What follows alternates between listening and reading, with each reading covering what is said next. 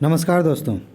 आज की वीडियो में हम आर्ट एंड कल्चर कंप्लीट करेंगे, यानी कि यूपीएससी टॉप 300 की सीरीज़ में आर्ट एंड कल्चर से जितने टॉपिक्स सेलेक्ट किए गए थे जो मोस्ट इंपॉर्टेंट हैं, जहां से अक्सर प्रश्न पूछे जाते हैं और इस बार भी प्रश्न पूछे जाने की संभावना है, उन सभी को आज एक ही वीडियो में कवर करेंगे। एक बहुत ही ज़्यादा इंपॉर्टेंट टॉपिक है जिसे मैंने पहले ही कवर कर लिया है, वो है यूनेस्को। यूनेस्को से इस पर क्वेश्चन आ सकता है, तो आप जाइए यूपीएससी 300 के नाम से प्लेलिस्ट बनी है, वहाँ पे वो वीडियो मिल जाएगी। सारे वीडियोस, इस सीरीज़ के सभी वीडियोस वहाँ पे आपको मिल जाएंगे। ठीक है जी, तो चलिए शुरू करते हैं। देखिए, अभी एग्ज़ाम करीब है ना, इस समय अगर आप ध्यान से वीडियो देखेंगे तो इसका सबसे बड़ा फ़ायदा ये होगा कि अगर आप बाय द वे मान लेते हैं कि आप रिवाइज़ एक ही बार कर पाते हैं इसको, तो भी आप बहुत अच्छे से उन प्रश्नों का मतलब हल निकाल सकते हैं, उनका आंसर दे सकते हैं जो यहाँ से पूछे जाएंगे या फिर इनसे मिलते जुलते होंगे, क्योंकि अभी अभी आपने पढ़ा है, अभी अभी आपने समझा है, चीज़ें एकदम ताज़ा ताज़ा दिमाग में है। तो अच्छे से समझिए, अच्छे से तैयार करिए और सफल होइए। ठीक है जी, चलिए पहला टॉपिक क्या है? अमूर्त सांस्कृतिक विरासत। थोड़ा सा रेफरेंस की बातें करेंगे और जो तथ्य हैं, जो बातें ध्यान रखने वाली हैं, उनको मैं आपको बताते चलूँगा। देखिए, अभी क्या है, कोलकाता का जो दुर्गा पूजा जो होता है कोलकाता में, उसे यूनेस्को की इस सूची में डाला गया है, अमूर्त विरासत की सूची में। ठीक है, और यह एशिया का पहला त्यौहार है इस तरह का जो इसमें डाला गया है। आगे देखिए, इस सूची की बात करेंगे तो क्या है, एक नॉर्मल सी लाइन है, यहाँ से क्वेश्चन नहीं बनेगा लेकिन समझने के लिए ठीक है। यह प्रतिष्ठित सूची उन अमूर्त विरासत तत्वों से बनी है जो सांस्कृतिक विरासत की विविधता को प्रदर्शित करने और इसके महत्व के बारे में जागरूकता बढ़ाने में मदद करते हैं।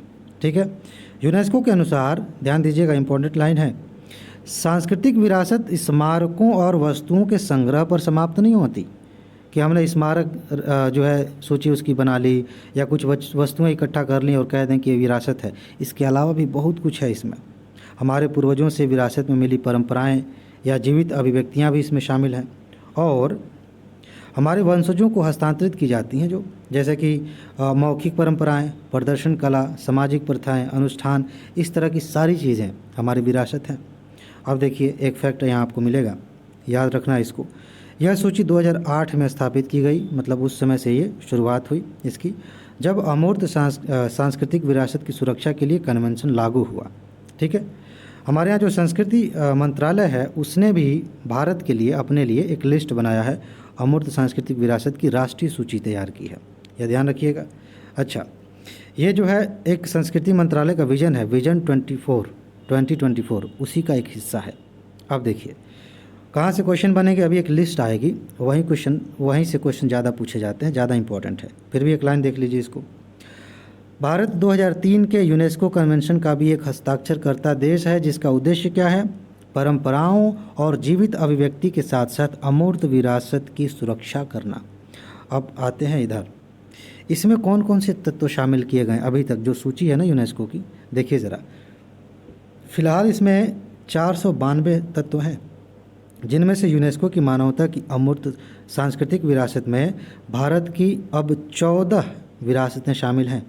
एक तो अभी जो है दुर्गा पूजा, और इसके अलावा 13 हैं, और इनको आपको याद कर लेना है, रट लेना है, बहुत ज़्यादा इंपॉर्टेंट है।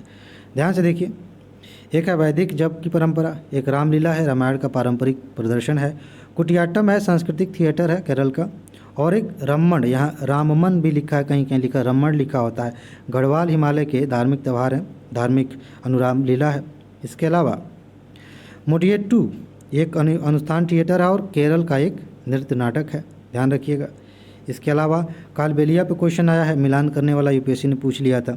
एक लोकगीत है, राजस्थान में विशेष रूप से प्रचलित है, इसे भी शामिल किया गया है, अमूर्त विरासत है। छऊ नृत्य है, छऊ नृत्य, ये इसके बारे में आपको पता होना चाहिए। इसके अलावा लद्दाख का बौद्ध जप है, यहाँ इसको शामिल किया गया है। मणिपुर का संकीर्तन भी इसमें शामिल किया गया है। पंजाब के ठठेरों द्वारा जो पीतल का बर्तन बनाए जाते हैं, तांबे के बर्तन बनाए जाते हैं, वो भी इसमें शामिल है। और योग है, नवरोज है, और इसके बाद से कुंभ मेला है। ये है लिस्ट, 13 ये, और ऊपर एक दुर्गा पूजा त्यौहार। तो ये सारी चीज़ें आपको याद होनी चाहिए। अब एक क्वेश्चन यहाँ से बन सकता है, थोड़ा ध्यान दीजिएगा, कि अमूर्त संस्कृति क्या होती है। ज़रा इसको मैं पढ़ देता हूँ, आप आसानी से समझ जाएंगे। अमूर्त संस्कृति किसी समुदाय, राष्ट्र आदि की वह निधि है जो सदियों से उस समुदाय यह राष्ट्र के अवचेतन मन को अभिभूत करते हुए निरंतर समृद्ध होती रहती है। अमूर्त सांस्कृतिक समय के साथ अपनी समकालीन पीढ़ियों की विशेषताओं को अपने में आत्मसात करते हुए मौजूदा पीढ़ी के लिए विरासत के रूप में उपलब्ध होती है। इसके अलावा अमूर्त संस्कृति समाज की मानसिक चेतना का प्रतिबिंब है, जो कला, क्रिया या किसी अन्य रूप में अभिव्यक्त होती है। ठीक है। उदाहरण के रूप में योग इसी अभिव्यक्ति का एक रूप है। भारत में योग एक दर्शन भी है और जीवन की पद्धति भी है। यह विभिन्न शारीरिक क्रियाओं द्वारा व्यक्ति की भौतिक आध्यात्मिक उन्नति का मार्ग प्रशस्त करता है। और एक लाइन में अगर मैं कहूँ आपको कि अमूर्त संस्कृति का क्या मतलब है, ऐसा कल्चर जिसे आप देख नहीं सकते, उस रूप में टच नहीं कर सकते कि ये रही अमूर्त सूची, ये रही अमूर्त परंपरा। जैसे डांस करने वाले व्यक्ति को आप देख रहे हैं, लेकिन नृत्य अपने आप में, नृत्य की जो कला है, जो भाव हैं, ये सारी चीज़ें, आप कोई ज्ञान की बात करते हैं, एक ज्ञान की परंपरा, ये जो ज्ञान है, आप देखिए कुंभ मेला में आप लोगों को देख रहे हैं कि कुंभ मेला में लोग इकट्ठे हो गए, लेकिन ये जो अपने आप में ये जो भावना है, जो ये जो मेला है, ये जो विरासत है, वो अमूर्त विरासत है। ठीक है। इस तरह की बातें हैं, लेकिन ज़्यादा इसमें जाना नहीं, क्योंकि परिभाषा वगैरह यूपीएससी पूछती है नहीं। ठीक है ना, ये तो समझने के लिए बात है। यूनेस्को को रचनात्मक शहरों के नेटवर्क में शामिल किया गया है। ये भी करंट अफेयर का विषय है, और इसको मैंने पीसीएस वाले करंट अफेयर में थोड़ा सा शामिल किया था। देखिए क्या है, इम्पॉर्टेंट है। तो ये तो है कि इसमें नामित कर लिया गया है। यहाँ से क्वेश्चन आएगा, मुंबई, चेन्नई, हैदराबाद, वाराणसी और जयपुर के बाद श्रीनगर यह उपलब्धि हासिल करने वाला भारत का 6वां शहर है। अब श्रीनगर के बारे में थोड़ा सा जान लेते हैं। श्रीनगर शहर को शिल्प और लोक कला के क्षेत्र में रचनात्मक शहर के रूप में नामित किया गया। किस में? शिल्प और लोक कला। एक बात मैं बताऊं, श्रीनगर चर्चा में है। अब इसको लेकर के भौतिक जो भूगोल आप पढ़ते हैं, मैपिंग जो पढ़ते हैं, उस नज़रिए से भी एक बार देख लीजिए। कैसे देखना है? जैसे श्रीनगर के आसपास कोई अक्षांश रेखा है, कोई देशांतर रेखा है, उसे देख लीजिए। और क्या ये किसी और शहर के पास से दूर आगे बढ़ाएंगे ऐसे, तो किसी और शहर के पास से भी होकर गुजरती है। कोई शहर जब चर्चा में होता है तो यूपीएससी इस तरह से क्वेश्चन पूछ लेती है दिमाग लगा के। तो आप ऐसे भी इसको देख लेंगे, बाकी बातें आगे हम कर ही रहे हैं। तो ये दूसरा शहर है। इसके साथ ही जम्मू और कश्मीर की राजधानी विश्व के 295 रचनात्मक शहरों के नेटवर्क में शामिल हो गई है। यूनेस्को द्वारा हर वर्ष विश्व के विभिन्न शहरों को इसमें शामिल करने हुए तो आवेदन मांगे जाते हैं कि भाई है कोई, आ जाओ। उसके बाद उस पर विचार किया जाता है, फिर शामिल किया जाता है। भारत में यह आवेदन संस्कृति मंत्रालय के माध्यम से भेजे जाते हैं। अब ज़रा जानिए कि ये क्या है, रचनात्मक शहरों का नेटवर्क क्या है यूनेस्को का। सबसे पहली बात कि 2004 में इसकी शुरुआत हुई। दूसरी बात, इनका उद्देश्य क्या है? उन शहरों के मध्य सहयोग को बढ़ावा देना है जो रचनात्मकता को अपने शहरी विकास में एक रणनीतिक कारक के रूप में पहचानते हैं। उनकी खासियत है रचनात्मकता, किसी खास तरह की, कहीं म्यूजिक है, कहीं कला है, कहीं कुछ है। ठीक है। सतत विकास लक्ष्य 11 का उद्देश्य सतत शहरों और समुदायों से संबंधित है। इसको जोड़ के पूछा जा सकता है। मैंने पहले ही कहा है कि 17 लक्ष्यों को रट लीजिए, याद कर लीजिए, बहुत ज़्यादा इंपॉर्टेंट है। अच्छा, नेटवर्क में 7 रचनात्मक क्षेत्र शामिल किए गए हैं। पूछा जा सकता है कि वो 7 क्षेत्र कौन से हैं जिनके आधार पे किसी शहर को रचनात्मक शहर की सूची में डाला जाता है।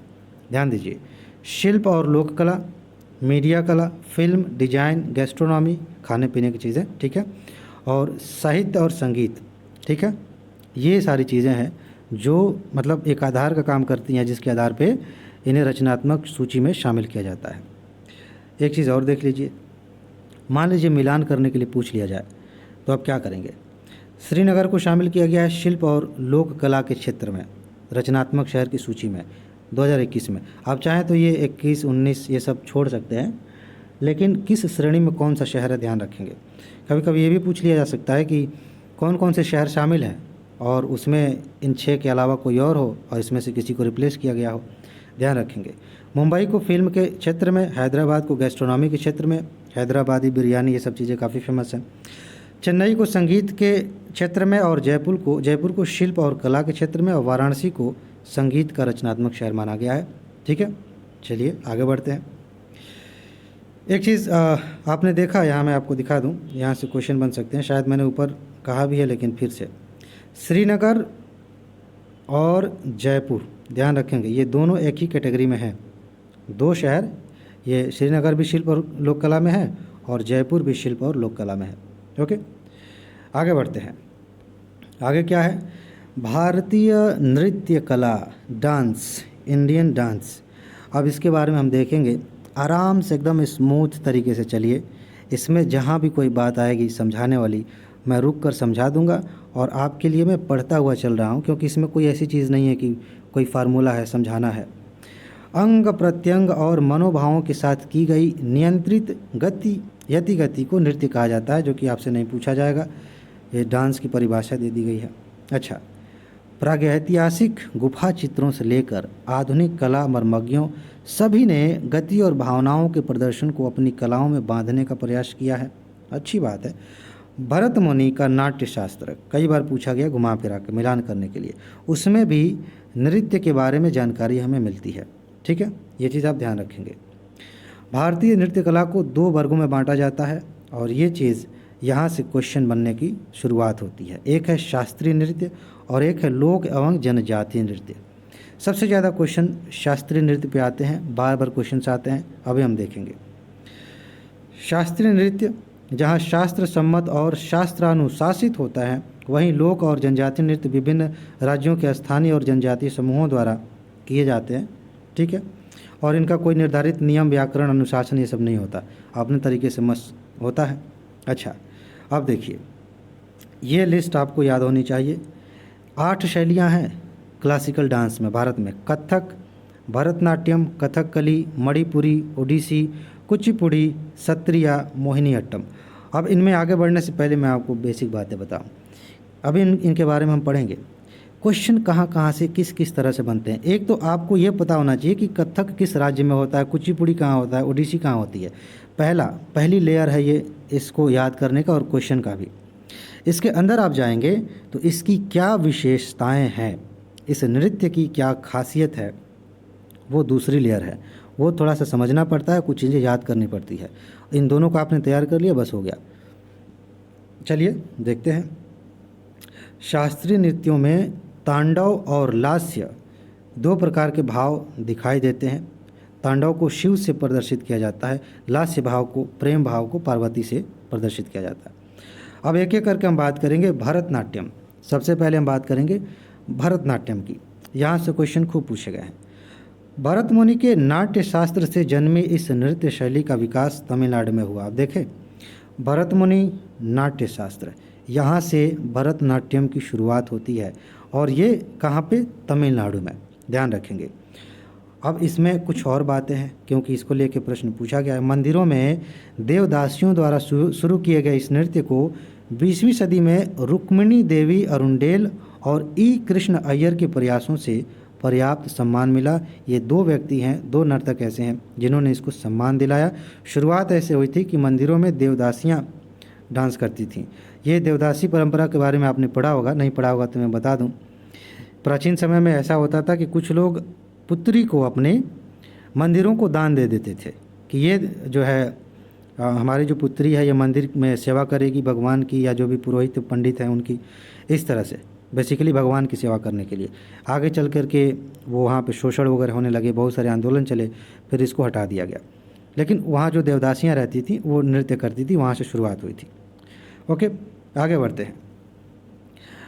नंदिकेश्वर द्वारा रचित अभिनव दर्पण, ध्यान रखिएगा, क्वेश्चन पूछा जा सकता है। अभिनव दर्पण भरतनाट्यम के तकनीकी अध्ययन के लिए एक प्रमुख स्रोत है। ये जो भी टेक्निकल बातें हैं ना, इसमें बढ़िया से बताया गया है। अगर आपको भरतनाट्यम के बारे में जानना है, अभिनव दर्पण पढ़िए, लेकिन अभी पढ़िए मत, जरूरी नहीं, अभी IAS बनिए उसके बाद पढ़िएगा।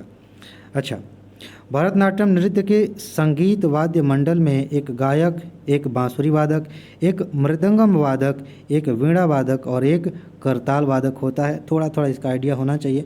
भरतनाट्यम नृत्य की कविता पाठ करने वाले व्यक्ति को क्या है? नट नवनार कहते हैं। नट नवनार, ये चीज़ कभी कभी ना बड़े अजीब से शब्द होते हैं, UPSC इनको उठा के पूछ लेते हैं कि ये कौन है या इसका काम क्या था। तो भरतनाट्यम में जो व्यक्ति कविता पाठ करता है उसे ये कहते हैं। ओके, आगे इसमें क्या होता है, शारीरिक क्रियाओं को 3 भागों में बांटा जाता है और इस पे क्वेश्चन पूछा गया है, समभंग, अभंग और त्रिभंग। 3 तरीके से आप भरतनाट्यम का एक कोई क्लिप देखेंगे, समझ में आएगा कि डांस करते समय इस तरह की मतलब पोजीशन बनाए जाते हैं डांस के, ठीक है। तो इसे आप ध्यान रखेंगे। इसमें नृत्य क्रम इस प्रकार होता है, ध्यान से समझिएगा, मतलब एक क्रम है और इस क्रम को लेकर के प्रश्न पूछा गया है। अलारिप्पू, कली का खिलना, ऐसे हाथ कली जैसा बनाया जाता है, ठीक है। जाति स्वरम होता है, स्वर जुड़ाव। शब्दम यानी शब्द और बोल होते हैं। उसके बाद से वर्णम होता है यानी कि शुद्ध नृत्य और अभिनय का जुड़ाव होता है। फिर पदम होता है, वंदना और सरल नृत्य होता है। तथा तिल्लाना, ये पूछा गया है तिल्लाना पे, ये लास्ट में होता है, अंतिम अंश विभिन्न भंगिमा के साथ। जब वो डांस ख़त्म होता है तो लास्ट में जो पोजीशन बनता है इसको तिल्लाना बोलते हैं, ठीक है। यहाँ से ख़त्म होता है। इसको लेकर के प्रश्न पूछा गया है, ध्यान रखेंगे, ये इस डांस के तत्व हैं। एक चीज़ यहाँ से बन सकता है प्रश्न, भरतनाट्यम जो है एकल स्त्री नृत्य है। मतलब पहली बात, ये स्त्रियाँ करती हैं, पुरुष भी करते हैं लेकिन मोटे तौर पर स्त्री, तो एकल स्त्री करेगी, ठीक है। और ये इसकी खास बातों में से एक है। अब जो दूसरा क्लासिकल डांस है वो है कथकली। कथकली कहाँ है? केरल में। कथकली अभिनय, नृत्य और संगीत तीनों का समन्वय है। एक्टिंग भी होती है, डांस भी होता है और जो व्यक्ति डांस कर रहा है गाना भी इसमें चलता है, ठीक है। आगे, यह एक मूक अभिनय है जिसमें हाथ के इशारों और चेहरे की भावनाओं के सहारे अभिनेता अपनी प्रस्तुति देता है। जो व्यक्ति डांस कर रहा है वो एक्टिंग कर रहा है, ठीक है। साउंड वगैरह की व्यवस्था अलग से है। इस नृत्य के विषयों को, हाँ ये क्वेश्चन पूछा गया है, रामायण, महाभारत और हिंदू पौराणिक कथाओं से लिया जाता है तथा देवताओं या राक्षसों को दर्शाने के लिए अनेक प्रकार के मुखौटे लगाए जाते हैं। आपने देखा होगा लाल, हरा, इस तरह से मुखौटे होते हैं। केरल के सभी प्रारंभिक नृत्य नाटक, जैसे ये जो नाम है चक्कर कोथू, कोडियाट्टम, मुडियाट्टू, ये थियाट्टम, थैयाम, ये सब ये इंपॉर्टेंट है। थैयाम, कोडियाट्टम, मुडियाट्टू, यहाँ से क्वेश्चन आते हैं। और उसके बाद से सत्राकली, कृष्णाटम से क्वेश्चन आते हैं, या रमाट्टम, कथकली, ये जो है इसी की देन है, वहीं से सब निकल के आए, कथकली की देन है, ठीक है ना, ध्यान रखेंगे। आगे चलते हैं। कभी कभी पूछ लिया जाता है कि ये सब जो नृत्य हैं ये कहाँ पे, किस राज्य के हैं, ये सब एक ही साथ दे के पूछ लिया जाएगा। इसे मुख्यतः पुरुष नर्तक ही करते हैं। देखिए वहाँ स्त्री नर्तक थी मुख्यतः, यहाँ पे पुरुष हैं, जैसे मुकुंद राज, कोप्पन नायर, शांताराव, गोपीनाथ कृष्णन और ये VN मेनन। इनका नाम याद नहीं रखेंगे तभी कोई दिक्कत नहीं है। अब है कुचिपुड़ी। कुचिपुड़ी से UPSC ने क्वेश्चन पूछे हैं, कई बार क्वेश्चन पूछा है। एक बार मिलान करने वाले में पूछा था, एक बार इसकी विशेषता को लेकर पूछ लिया था। ज़रा देखिए तो, आंध्र प्रदेश के कृष्णा जिले में कुचिपुड़ी नामक गांव है, जहां के दृष्टा तेलुगु वैष्णव कवि कौन थे? सिद्धेंद्र योगी ने यक्षगान के रूप में कुचिपुड़ी शैली की कल्पना की थी। देखिए यक्षगान जो गायन की एक प्रकार क्या है, परंपरा है, और ये कर्नाटक में है विशेष रूप से। यक्षगान के तत्व यहाँ भी हैं, लेकिन अगर मिलान करने के लिए पूछा जाए ना तो कर्नाटक से मिलाइएगा। अच्छा, भामाकल्पम और गोला कल्पम इससे जुड़ी नृत्य नाटिकाएं हैं। पूछा जा सकता है कि ये जो भामाकल्पम है और गोला कल्पम है ये किस क्लासिकल डांस से जुड़े हुए हैं? कुचिपुड़ी से जुड़े हैं। ये कहाँ है? आंध्र प्रदेश में। चलिए, कुचिपुड़ी में स्त्री पुरुष दोनों नर्तक भाग लेते हैं और कृष्ण लीला की प्रस्तुति करते हैं। इसमें कृष्ण लीला होती है। ओके, कुचिपुड़ी में ये सबसे ज़्यादा महत्वपूर्ण लाइन है। पानी से भरे मटके को अपने सिर पर रखा जाता है। वो मटका कलश होता है बेसिकली। वैसे मटका कहने पे मिट्टी वाला की फीलिंग आती है कि मिट्टी का बर्तन है, बेसिकली वो पीतल तांबे का जो है कलश जैसा होता है। तो ये रख कर पीतल की थाली में नृत्य करना बेहद लोकप्रिय है। उस मटका सर पर रहेगा और पीतल की थाली में नृत्य होगा, बड़ी सी थाली होगी। अच्छा, इस नृत्य शैली के प्रमुख नर्तकों में ये हैं, इनको आप नहीं भी याद रखेंगे तो चलेगा। उसके बाद से मोहिनी अट्टम केरल में, अगेन वापस आइए, यह एक एकल महिला द्वारा प्रस्तुत किया जाने वाला ऐसा नृत्य है जिसमें भरतनाट्यम तथा कथकली दोनों के कुछ तत्व शामिल हैं। ये सबसे खास फीचर है कि मोहिनी अट्टम में भरतनाट्यम के भी तत्व हैं जो कि तमिलनाडु में है, और कथकली के भी तत्व हैं जो कि केरल में ही है, और मोहिनीअट्टम केरल में तो है ही। आगे, धार्मिक मान्यताओं के अनुसार भगवान विष्णु ने भस्मासुर से शिव की रक्षा के लिए मोहिनी रूप धारण किया था, ठीक है, और नृत्य किया था। मोहिनीअट्टम की प्रस्तुति, वो आपको प्रसंग याद होगा, ऐसा था ना कि भस्मासुर को ख़त्म करना था, तो भगवान ने मोहिनी का रूप धारण किया और उसके सामने डांस करने लगे, और वो भी डांस करने लगा ऐसे करके। फिर ये डांस करते करते अपने सर पे हाथ रखिए, उसने भी सर पे हाथ रख लिया, भस्म हो गया। उसको ऐसा मिला था ना कोई वरदान कि किसी के सर पे हाथ रख देगा तो भस्म हो जाएगा, अपने ही सर पे रखवा लिए मतलब रखवा दी, उसके सर पे गया। तो ये चीज़ थी मोहिनीअट्टम की प्रस्तुति। ये थोड़ा सा टेक्निकल शब्द जिसको आपको ध्यान में रखना है। प्रस्तुति चोलकेतु वर्णम पदम तिल्लाना कुमी स्वर के रूप में होती है। अभी इसमें से कुछ हमने देखा था भरतनाट्यम में, यही वह चीज़ है ना, हम कह रहे हैं कि कुछ तत्व मिलते जुलते हैं। मोहिनीअट्टम नृत्य को पुनर्जीवन प्रदान करने में 3 लोगों की भूमिका महत्वपूर्ण मानी जाती है। ये कौन है, क्वेश्चन आ सकता है। यह है स्वाति थिरुनल रामवर्मा और वल्लतोल नारायण मेनन, केरल मंडलम संस्था के संस्थापक हैं ये। और कमला मंडनम कल्याणकुट्टी अम्मा, इनके बारे में आप नहीं भी जानेंगे ना तभी ज़्यादा फर्क नहीं पड़ेगा। हालांकि ये कल्याणकुट्टी अम्मा के बारे में आपको जानना चाहिए, मदर ऑफ मोहिनीअट्टम है ये, इन्होंने इसकी शुरुआत की थी, ठीक है, ये इसमें शामिल है। आगे बढ़िए, कथक की बात करते हैं। उत्तर प्रदेश जयपुर में भी होता है, क्या है ये, लेकिन मोटे तौर पे अगर मिलान करने के लिए आ गया तो आप उत्तर प्रदेश लगाएंगे, ठीक है ना। कथक का जो उद्भव है कथा शब्द से हुआ है, जिसका अर्थ होता है कथा कहना, कथा सुनाना, बताना।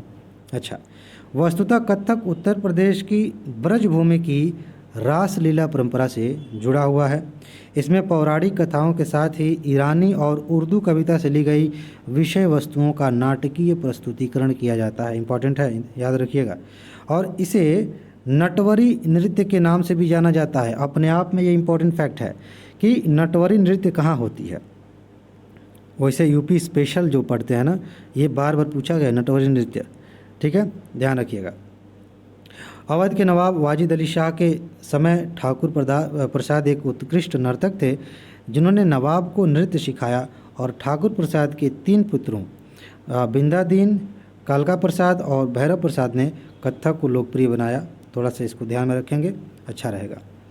इसके बाद कथक नृत्य की खास विशेषता इसके पद संचालन और घिरनी खाने में है। घिरनी जैसे ऐसे घिरनी खाने में है, जिसमें घुटनों को मोड़ा नहीं जाता।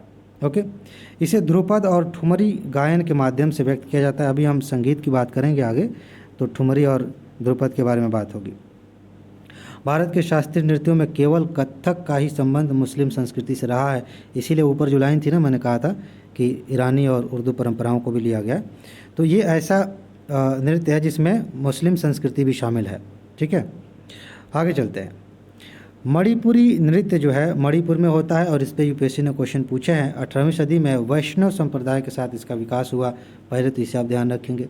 ओके, इसमें शरीर धीमी गति से चलता है तथा संकेतों और शरीर की गतिविधियों का प्रयोग होता है। आगे चलिए, इसमें भक्ति पर अधिक बल दिया गया है तथा इसमें तांडव और लास्य दोनों भावों का समावेश है, ठीक है ना। इस नृत्य की आत्मा ढोल है, ये पूछा गया है, इम्पॉर्टेंट है। इसमें मुद्राओं का सीमित प्रयोग होता है तथा नर्तक घुंघरू नहीं बांधते, ठीक है ना। ये चीज़ याद रखिएगा, इसका ढोल का बड़ा महत्व है इसमें। रविन्द्रनाथ टैगोर ने इसके विकास में बहुत महत्वपूर्ण भूमिका निभाई थी और इससे बहुत प्रभावित भी थे तथा उन्होंने शांति निकेतन में इसका प्रशिक्षण देना प्रारंभ किया था। किसने? रविन्द्रनाथ टैगोर ने। आगे बढ़ते हैं। एक है ओडिसी। ओडिसी नृत्य कहाँ होता है? ओडिशा में। ईसा पूर्व 2वीं शताब्दी में महारिष संप्रदाय द्वारा मतलब ये किया जाता था, जो शिव मंदिरों में नृत्य करते थे। कालांतर में इसे ओडिसी नृत्य कहा गया, इसी के नाम से इसका विकास हुआ। आगे चलते हैं। 12वीं शताब्दी में वैष्णववाद का भी व्यापक प्रभाव पड़ा इस पर और इसे सबसे पुराने जीवित शास्त्रीय नृत्यों में से एक माना जाता है। इसे आप ध्यान रखेंगे। इसके अलावा इसका जो उल्लेख है अभिलेखों पर भी मिलता है। ब्रह्मेश्वर मंदिर के शिलालेखों तथा कोणार्क के सूर्य मंदिर में इसका उल्लेख है, ठीक है। कोणार्क मंदिर के बारे में थोड़ा जान लीजिएगा। हालांकि अभी हम बात करेंगे कुछ मंदिरों के बारे में भी आगे चल के। देखिए यहाँ पे इसमें त्रिभंग पर ध्यान केंद्रित किया जाता है। त्रिभंग मुद्रा और भी कहीं था, ध्यान है कुछ, अभी हमने पढ़ा है भरतनाट्यम। त्रिभंग एक पाँव मतलब इसमें एक पाँव मोड़ा जाता है और देह को थोड़ा किंतु विपरीत दिशा में कटी और ग्रीवा पर वक्र किया जाता है। इसे आप देखेंगे कैसे टेढ़ा करके वो बनाया जाता है। अच्छा, इसकी मुद्राएं और अभिव्यक्तियां भरतनाट्यम से मिलती जुलती हैं, वही बात मैं कह रहा था अभी। ठीक है, चलिए एक है लास्ट मेरे ख्याल से सत्रिय नृत्य, जो कि असम में होता है। ध्यान रखेंगे सत्रिय कहाँ है, असम में। यह संगीत सॉरी गला सूख गया, अभी पानी पीते हैं, पहले इसको कंप्लीट करें। संगीत, नृत्य और अभिनय का सम्मिश्रण है। इस शैली के विकास का श्रेय संत शंकर देव को जाता है। शंकर देव को लेकर के कई बार क्वेश्चन आया है, सत्रिय को लेकर यूपीएससी ने क्वेश्चन पूछे हैं, इसलिए चैप्टर जो है ना बहुत ज़्यादा इंपॉर्टेंट है।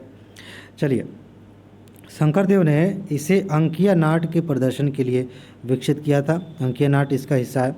ठीक है, इसमें पौराणिक कथाओं का समावेश होता है और इसमें शंकर देव द्वारा संगीतबद्ध रचनाओं का प्रयोग किया जाता है, जिसे बोर गीत कहा जाता है। बोर गीत पे क्वेश्चन पहले से पूछे गए हैं। ठीक है ना, ध्यान रखेंगे। तो ये सारी बातें हैं। इसके बाद हम बात करेंगे मंदिर वास्तुकला के बारे में। थोड़ा पानी पी लूँ। चलिए मंदिर वास्तुकला को देखते हैं। एक मिनट। चलिए, तो पहले सिंपल सी लाइन है, इसको ध्यान से देखिए। मंदिर निर्माण की प्रक्रिया का आरंभ तो मौर्य काल से ही शुरू हो गया था, लेकिन आगे चलकर उसमें सुधार हुआ और गुप्त काल में मंदिरों की विशेषताओं से मतलब लैस देखा जाता है। मंदिर गुप्त काल में मंदिर खूब बने हैं। ठीक है, संरचनात्मक मंदिरों के अलावा एक अन्य प्रकार के मंदिर थे जो चट्टानों को काट कर बनाए जाते थे। इनमें प्रमुख है महाबलीपुरम का रथ मंडप, जो 5वीं शताब्दी में बना था। इसको चट्टानों से काट के बनाया गया है, ध्यान रखिएगा। गुप्तकालीन मंदिर के आकार में मतलब जो गुप्त काल के मंदिर थे वो आकार में छोटे होते थे। एक वर्गाकार चबूतरा है जिस पर चढ़ने के लिए सीढ़ी है तथा बीच में चौकोर कोठरी है जो गर्भगृह का काम करती है। गर्भगृह मतलब जहाँ पे ईश्वर की मूर्ति वगैरह रखी जाती है। ठीक है, कोठरी की छत भी सपाट है और वह अलग से कोई प्रदक्षिणा पथ भी नहीं है। अभी हम इसके बारे में बात करेंगे। ठीक है, सिंपल सी चीज़ है। मंदिर के चारों ओर ना ऐसे ये मंदिर का मान लेते हैं ये है। ठीक, तो घूमने के लिए भी एक जगह बनती है ना बीच में कि आप इसकी परिक्रमा कर सकते हैं, वो है। तो वो नहीं है। इस प्रारंभिक दौर के निम्नलिखित मंदिर हैं जो कि भारत के प्राचीनतम संरचनात्मक मंदिर हैं। ध्यान दीजिएगा, ये जो मिलान वाले प्रश्न होते हैं ना बड़े इंपॉर्टेंट होते हैं और कभी कभी ऐसा होता है कि सेंटेंस के रूप में इनको पूछ लिया जाता है। उस समय की बात करें तो तिगवा का विष्णु मंदिर है कहाँ पे, जबलपुर मध्य प्रदेश में। भूमरा का शिव मंदिर शिव मंदिर कहाँ है, सतना में, सॉरी। नचना कुठार का पार्वती मंदिर है पन्ना मध्य प्रदेश में। और देवगढ़ का दशावतार मंदिर कहाँ है, ललितपुर में, यूपी में। भीतरगांव का मंदिर कानपुर में है, यूपी में। ये सब उदाहरण है उसके। अभी आगे हम चलेंगे, वर्गीकरण की बात करेंगे। मंदिर स्थापत्य संबंधी अन्य नाम जैसे कि पंचायतन। अब एक बार पूछ लिया था यूपीएससी ने, पंचायतन क्या है, ठीक है ना। भूमि, विमान, भद्ररथ, कर्णरथ, प्रतिरथ आदि भी प्राचीन ग्रंथों से मिलते हैं। मतलब इनके नाम है, स्थापत्य से संबंधित शब्द है। अब आपसे पूछ लिया जाए सिंपल, ये तो मान लेते हैं विमान से कुछ लोग गेस कर सकते हैं अगर आपने पढ़ा होगा तो। भद्ररथ, कर्णरथ, प्रतिरथ, ये सब क्या हैं, तो मंदिर स्थापत्य से जुड़े हुए शब्द हैं। ठीक है ना, ध्यान रखिएगा। 6वीं शताब्दी तक उत्तर और दक्षिण भारत में मंदिर वास्तुकला की शैली लगभग एक समान थी, लेकिन 6वीं शताब्दी के बाद प्रत्येक क्षेत्र का भिन्न भिन्न दिशाओं में विकास हुआ है और यहीं से हम आगे चल के अभी हम वर्गीकरण देखेंगे। आगे ब्राह्मण हिंदू धर्म के मंदिरों के निर्माण में 3 प्रकार की शैलियाँ नागर, द्रविड़ और बेसर शैली का प्रयोग किया गया और यहीं से ज़्यादा प्रश्न पूछे जाते हैं। एक एक करके हम बात करेंगे कि नागर क्या है, द्रविड़ क्या है और बेसर क्या है। एक बार तो सिंपल से पूछ लिया था यूपीएससी ने कि नागर, द्रविड़, बेसर क्या है, चित्रकला की शैली है, मंदिर कला की शैली है, इस तरह से पूछ लिया था। तो आप तो जान गए कि ये मंदिर कला है। चलिए देखते हैं।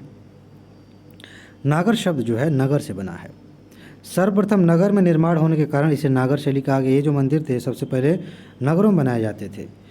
यह संरचनात्मक मंदिर स्थापत्य की एक शैली है जो हिमालय से लेकर विंध्य पर्वत तक के क्षेत्र में प्रचलित है, ये आप ध्यान रखेंगे।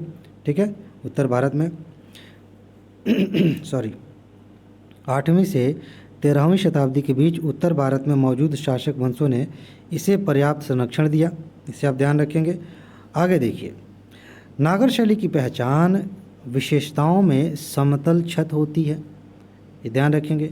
उठती हुई शिखर की प्राधान्यता पाई जाती है और इसे अनुप्रस्थिका और उत्थान समन्वय भी कहा जाता है। सिंपल सा पूछा जा सकता है कि ये अनुप्रस्थिका और उत्थान समन्वय किस शैली में पाए जाते हैं? नागर शैली में पाए जाते हैं।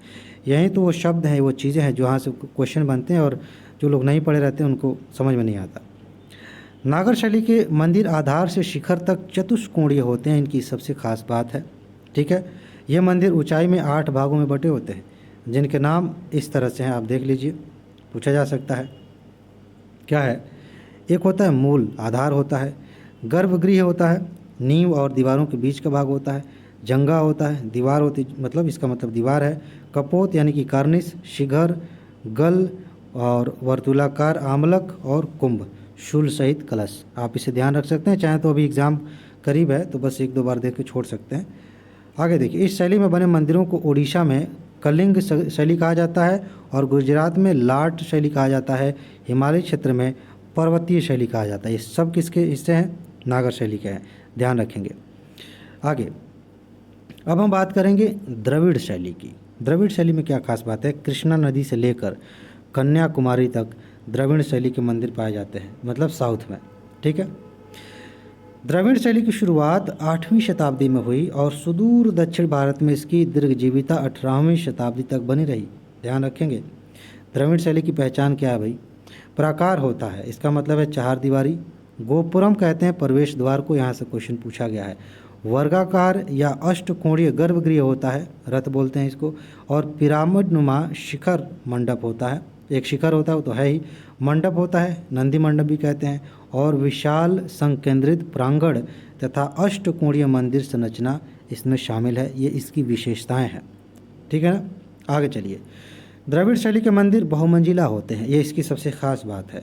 आप साउथ की फिल्में अगर देखें तो जो मंदिर आपको दिखाए जाते हैं वो द्रविड़ शैली के मंदिर हैं, एक बार गौर से देखिएगा। अगर यही नहीं कि अब इसके लिए एग्ज़ाम करीब है तो इसी बहाने मूवी देखने बैठ गए, हालांकि खूब पढ़ाई करते करते थक गए होंगे तो अलग बात है, लेकिन आप इसका फ़ोटो भी देख सकते हैं, यूट्यूब पे सर्च करके वीडियो देख सकते हैं। चलिए, जो पल्लव शासक थे उन्होंने द्रविड़ शैली को जन्म दिया। चोल काल में इसने ऊंचाइयां हासिल की और विजयनगर काल में यह ह्रासमान हो गया। ये एक टाइम लाइन याद रखिएगा, इस तरह से प्रश्न कभी कभी बन जाते हैं। चोल काल में द्रविड़ शैली की वास्तुकला में मूर्तिकला और चित्रकला का संगम हो गया था। ये लाइन पूछी गई है, बहुत ज़्यादा इंपॉर्टेंट है। जो चोल काल है उस समय क्या हुआ कि द्रविड़ शैली में वास्तुकला में जो है उसमें क्या है कि फिलहाल तो मंदिर बन रहे हैं, मूर्तिकला भी इसमें शामिल हो गई, चित्रकला भी हो गई, सब एक साथ हो गए, उसकी खास बात हो गई। आगे चलिए, यूनेस्को की विरासत सूची में शामिल तंजौर का बृहदेश्वर मंदिर चोल शासक राजराज द्वारा बनवाया गया था। ये जो मंदिर है 1000 वर्षों से द्रविड़ शैली का जीता जागता उदाहरण है, बृहदेश्वर मंदिर। द्रविड़ शैली के अंतर्गत ही आगे नायक शैली का विकास हुआ और यहाँ से क्वेश्चन पूछा जा सकता है कि नायक शैली, जैसे अभी अभी हमने नागर शैली में कुछ देखे कि उड़ीसा में क्या कहते हैं उसको, राजस्थान की तरफ क्या कहते हैं, है ना, हिमालय की तरफ क्या कहते हैं, वैसे ही द्रविड़ शैली के अंतर्गत एक शैली है जिसको कहते हैं नायक शैली, इसका विकास हुआ। और इसके उदाहरण कौन कौन से हैं? मीनाक्षी मंदिर इसका उदाहरण है, मदुरै में। रंगनाथ मंदिर इसका उदाहरण है, श्रीरंगम में है, तमिलनाडु में। और रामेश्वर मंदिर भी इसी का उदाहरण है। मोटे तौर पे आप इन मंदिरों को द्रविड़ शैली में रखेंगे, लेकिन इसकी उप शैली की बात आएगी तो ये नायक शैली के एग्जाम्पल्स हैं। अब हम बात करेंगे बेसर शैली, तीसरी शैली है बेसर। नागर और द्रविड़ शैलियों का मिला जुला रूप है। अब देखिए, ये भारत है, ठीक है, ऐसे मान लेते हैं। अभी हमने देखा कि इस क्षेत्र में, ये जो क्षेत्र है इधर नागर शैली है, इस क्षेत्र में द्रविड़ शैली है, ठीक। अब बीच में ये है तो इनका भी असर है और इनका भी असर है, ठीक है, लोकेशन के हिसाब से भी देख लिया। तो कहाँ थे हम? मिला जुला रूप है, इसे बेसर कहते हैं। इस शैली के मंदिर विंध्याचल पर्वत से लेकर कृष्णा नदी के तट तक पाए जाते हैं, ठीक है। बेहतर शैली को चालुक्य शैली भी कहते हैं, इंपॉर्टेंट है। चालुक्य राजाओं ने इस पर ज़्यादा जोर दिया, बनवाए मंदिर बहुत सारे। बेहतर शैली के मंदिरों का आकार आधार से शिखर तक गोलाकार यानी कि वृत्ताकार या अर्ध गोलाकार होता है, ये आप ध्यान रखेंगे। इसके अलावा बेहतर शैली का उदाहरण आप देखना चाहते हैं तो वृंदावन का वैष्णव मंदिर, जिसमें गोपुरम बनाया गया है। गुप्त काल के बाद देश में स्थापत्य को लेकर क्षेत्रीय शैलियों के विकास में एक नया मोड़ आता है। ओके, आगे बढ़ रहे हैं हम। और इस काल में ओडिशा, गुजरात, राजस्थान, बुंदेलखंड का स्थापत्य ज़्यादा महत्वपूर्ण है। इन स्थानों में 8वीं और 13वीं सदी तक महत्वपूर्ण मंदिरों का निर्माण हुआ और इसी दौर में दक्षिण भारत में चालुक्य, पल्लव, राष्ट्रकूटकालीन, चोल युगीन स्थापत्य अपने विशिष्ट रूप में सामने आए। ठीक है, ये साधारण सी बातें हैं। अब हम बात करेंगे चित्रकला की। चित्रकला में देखिए अभी मैंने ना एडिट किया है, कुछ चीज़ें मुझे लग रही थी कि अनावश्यक रूप से ज़्यादा हैं तो उनको मैंने कम किया है। इसके बाद जो संगीत कला, देखिए एक चीज़ तो मान के चलिए कि इस बार संगीत कला से क्वेश्चन आने की बहुत ज़्यादा संभावना है। मैं पहले ही कह दे रहा हूँ, जो बातें मैं बता रहा हूँ इसके अलावा भी आपको लगे कि और कुछ पढ़ लेना चाहिए, मिल रहा है कहीं से किताब में तो उसको पढ़ लीजिएगा, क्योंकि यहाँ से क्वेश्चन आएगा। मैंने कारण बताए थे पहले। चलिए पहले चित्र बनाते हैं, उसके बाद से गाना गाएंगे, ठीक है। तो चित्रकला में क्या है, थोड़ा ये बड़ा चैप्टर है और अच्छे से समझिएगा। यहाँ से लगभग हर साल क्वेश्चंस आते हैं, बड़े मज़ेदार क्वेश्चन आते हैं और कठिन भी आते हैं। ठीक है, जो लोग नहीं पढ़े रहते हैं ना, बड़ा कठिन लगता है। कला के विभिन्न रूपों में चित्रकारी कला का सूक्ष्मतम प्रकार है। चित्रकारी कला का सूक्ष्मतम प्रकार है जो रेखाओं और रंगों के माध्यम से मानव चिंतन और भावनाओं को अभिव्यक्त करता है। अगर मेंस में लिखने के लिए आए तो ये लाइन लिख सकते हैं। प्रागैतिहासिक काल में मनुष्य गुफाओं में रहता था तो उसने गुफाओं की दीवारों पर चित्रकारी की। ठीक है, अभी हम देखेंगे। धीरे धीरे नगरीय सभ्यता का विकास होने पर यह चित्रकारी गुफाओं से निकलकर वस्त्रों, भवनों, बर्तनों, सिक्कों, कागज़ों पर आ गई। अब ज़रा टाइमलाइन के हिसाब से देखते चलें, उस समय से प्रागैतिहासिक काल से लेकर आज तक आएंगे, आधुनिक काल तक। ठीक है, चलिए सबसे पहले बात करेंगे प्रागैतिहासिक काल में चित्रकला कैसी थी। क्वेश्चन यहाँ से पूछे गए हैं। भारत में प्रागैतिहासिक चित्रकला को प्रकाश में लाने का श्रेय के कौन है जी? कार्लाइल, काकार्बन और पंचानन मिश्र, इनको पूछा गया है। पंचानन मिश्र तथा संस्थाओं में एशियाटिक सोसाइटी को जाता है। यहाँ से क्वेश्चन नहीं आएगा, लेकिन पंचानन मिश्र से कहीं क्वेश्चन पूछा गया शायद पीसीएस में, इसे आप ध्यान रखेंगे। इन्होंने मिर्ज़ापुर की कैमूर की पहाड़ियों के गुफा चित्रों को उद्घाटित किया। अभी देखिए भीमबेटका से कई बार क्वेश्चन आया है, यूपीएससी ने कई बार पूछा है, पीसीएस में भी कई बार आया है। देखते हैं थोड़ा सा। इसकी खोज 1957-58 में डॉक्टर विष्णु श्रीधर वाकड़कर इनके द्वारा की गई थी। ठीक है, यह रायसेन जिले में है, मध्य प्रदेश के रायसेन जिले में। पहला फैक्ट ये है जो कि बार बार पूछा गया। ठीक है, वहाँ का एक पूरा पाषाणिक गुफा आवास है जिसकी निरंतरता मध्य ऐतिहासिक काल तक रही, मतलब लंबे समय तक उसमें वास लोग किए। ठीक है, यह विंध्याचल की पहाड़ियों के निचले छोर पर है तथा इसके दक्षिण में सतपुड़ा की पहाड़ियाँ आरंभ हो जाती हैं। ये चीज़ें बड़ी इंपॉर्टेंट हैं। 2021 में यूपीएससी ने क्या पूछा था कि ये जो गुफा है वो किस नदी के पास है। अजंता गुफा थी कि कौन सी गुफा थी, ज़रा देखिएगा। इस तरह से लोकेशन आजकल ना आर्ट एंड कल्चर से यूपीएससी लोकेशन जोड़ देती है, ध्यान रखेंगे। तो ये कहाँ है? विंध्याचल की पहाड़ियों के निचले छोर पर है और इसके दक्षिण में सतपुड़ा की पहाड़ियाँ शुरू हो जाती हैं। ये चीज़ आप ध्यान रखेंगे, पूछा जा सकता है।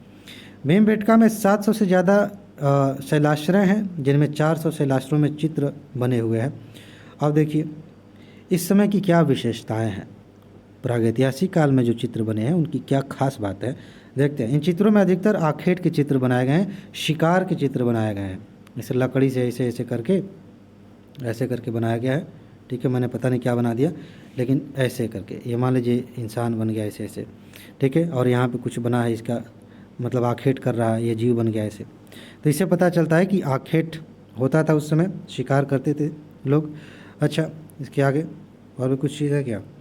इसमें पशु पक्षियों का अंकन मुद्राओं के साथ करने का प्रयास किया गया है, इंपॉर्टेंट है। आखेटकों के पास नोकदार भाले, ढाल और धनुष बाण दिखाए गए हैं। ठीक है, ये उस समय के हथियार थे। कभी कभी विशेषताएं पूछी हैं यूपीएससी ने, ध्यान रखिएगा। कुछ चित्रों में आदि धर्म और जादू टोने और कृषक जीवन का चित्रण भी किया गया है। रंगों में व्यापकता नहीं मिलती, हालांकि कुछ चित्रों में गेरू, खड़िया और काले रंगों का इस्तेमाल किया गया है। ठीक है, अब देखिए अन्य नमूने कौन से हैं प्रागैतिहासिक चित्रकला के। ध्यान देंगे मिर्ज़ापुर, रायगढ़, पंचमढ़ी और होशंगाबाद, शाहाबाद, ये सब यहाँ से भी ये नमूने मिले हैं, चित्र मिले हैं, एग्जाम्पल से मिले हैं। आगे बढ़ते हैं। भारत की प्रागैतिहासिक गुफा चित्रकारी स्पेन की शैलाश्रय चित्रकलाओं से असाधारण रूप से मेल खाती है। कभी कभी ऐसे प्रश्न पूछ लिए जाते हैं कि जो प्रागैतिहासिक काल में हमारे यहाँ चित्र बने हैं, स्पेन में उस समय के जो चित्र बने थे उससे मिलते हैं, काफ़ी मिलते जुलते हैं।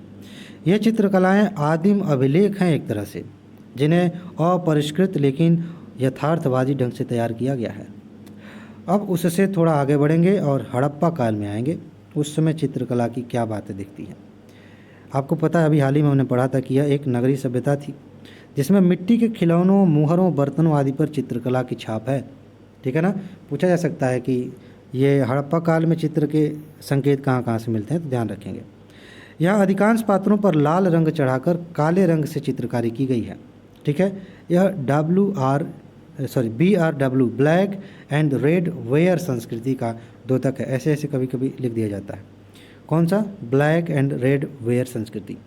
ओके, आगे यहाँ चित्रों में ज्यामितीय आरेखनों के अलावा, ज्यामिति तो बनाई गई है, इसके अलावा मानव पशु पक्षियों वनस्पतियों आदि का चित्रांकन भी किया गया है। अगर आपने NCERT पढ़ी होगी तो बड़ा स्पष्ट बढ़िया फोटो है, उस पर दिखाया गया है। अच्छा, कुछ आलेखनों में जगह जगह भरने के लिए बिंदुओं और सितारों का प्रयोग किया गया है। ठीक है, जैसे जगह बन गई, मान लेते हैं कि मान लेते हैं कि ऐसे चित्र बना है, ऐसे ऐसे ऐसे ऐसे ऐसे। अब इनको भरना है, खाली जगह भरना है, तो इसको भरने के लिए सितारों का, बिंदुओं का इस्तेमाल किया गया ऐसे ऐसे। अब थोड़ा सा बीच में ना संक्रमण काल आ जाता है। सिंधु घाटी सभ्यता के बाद चित्रकला की धारा जो है क्षीण हो गई।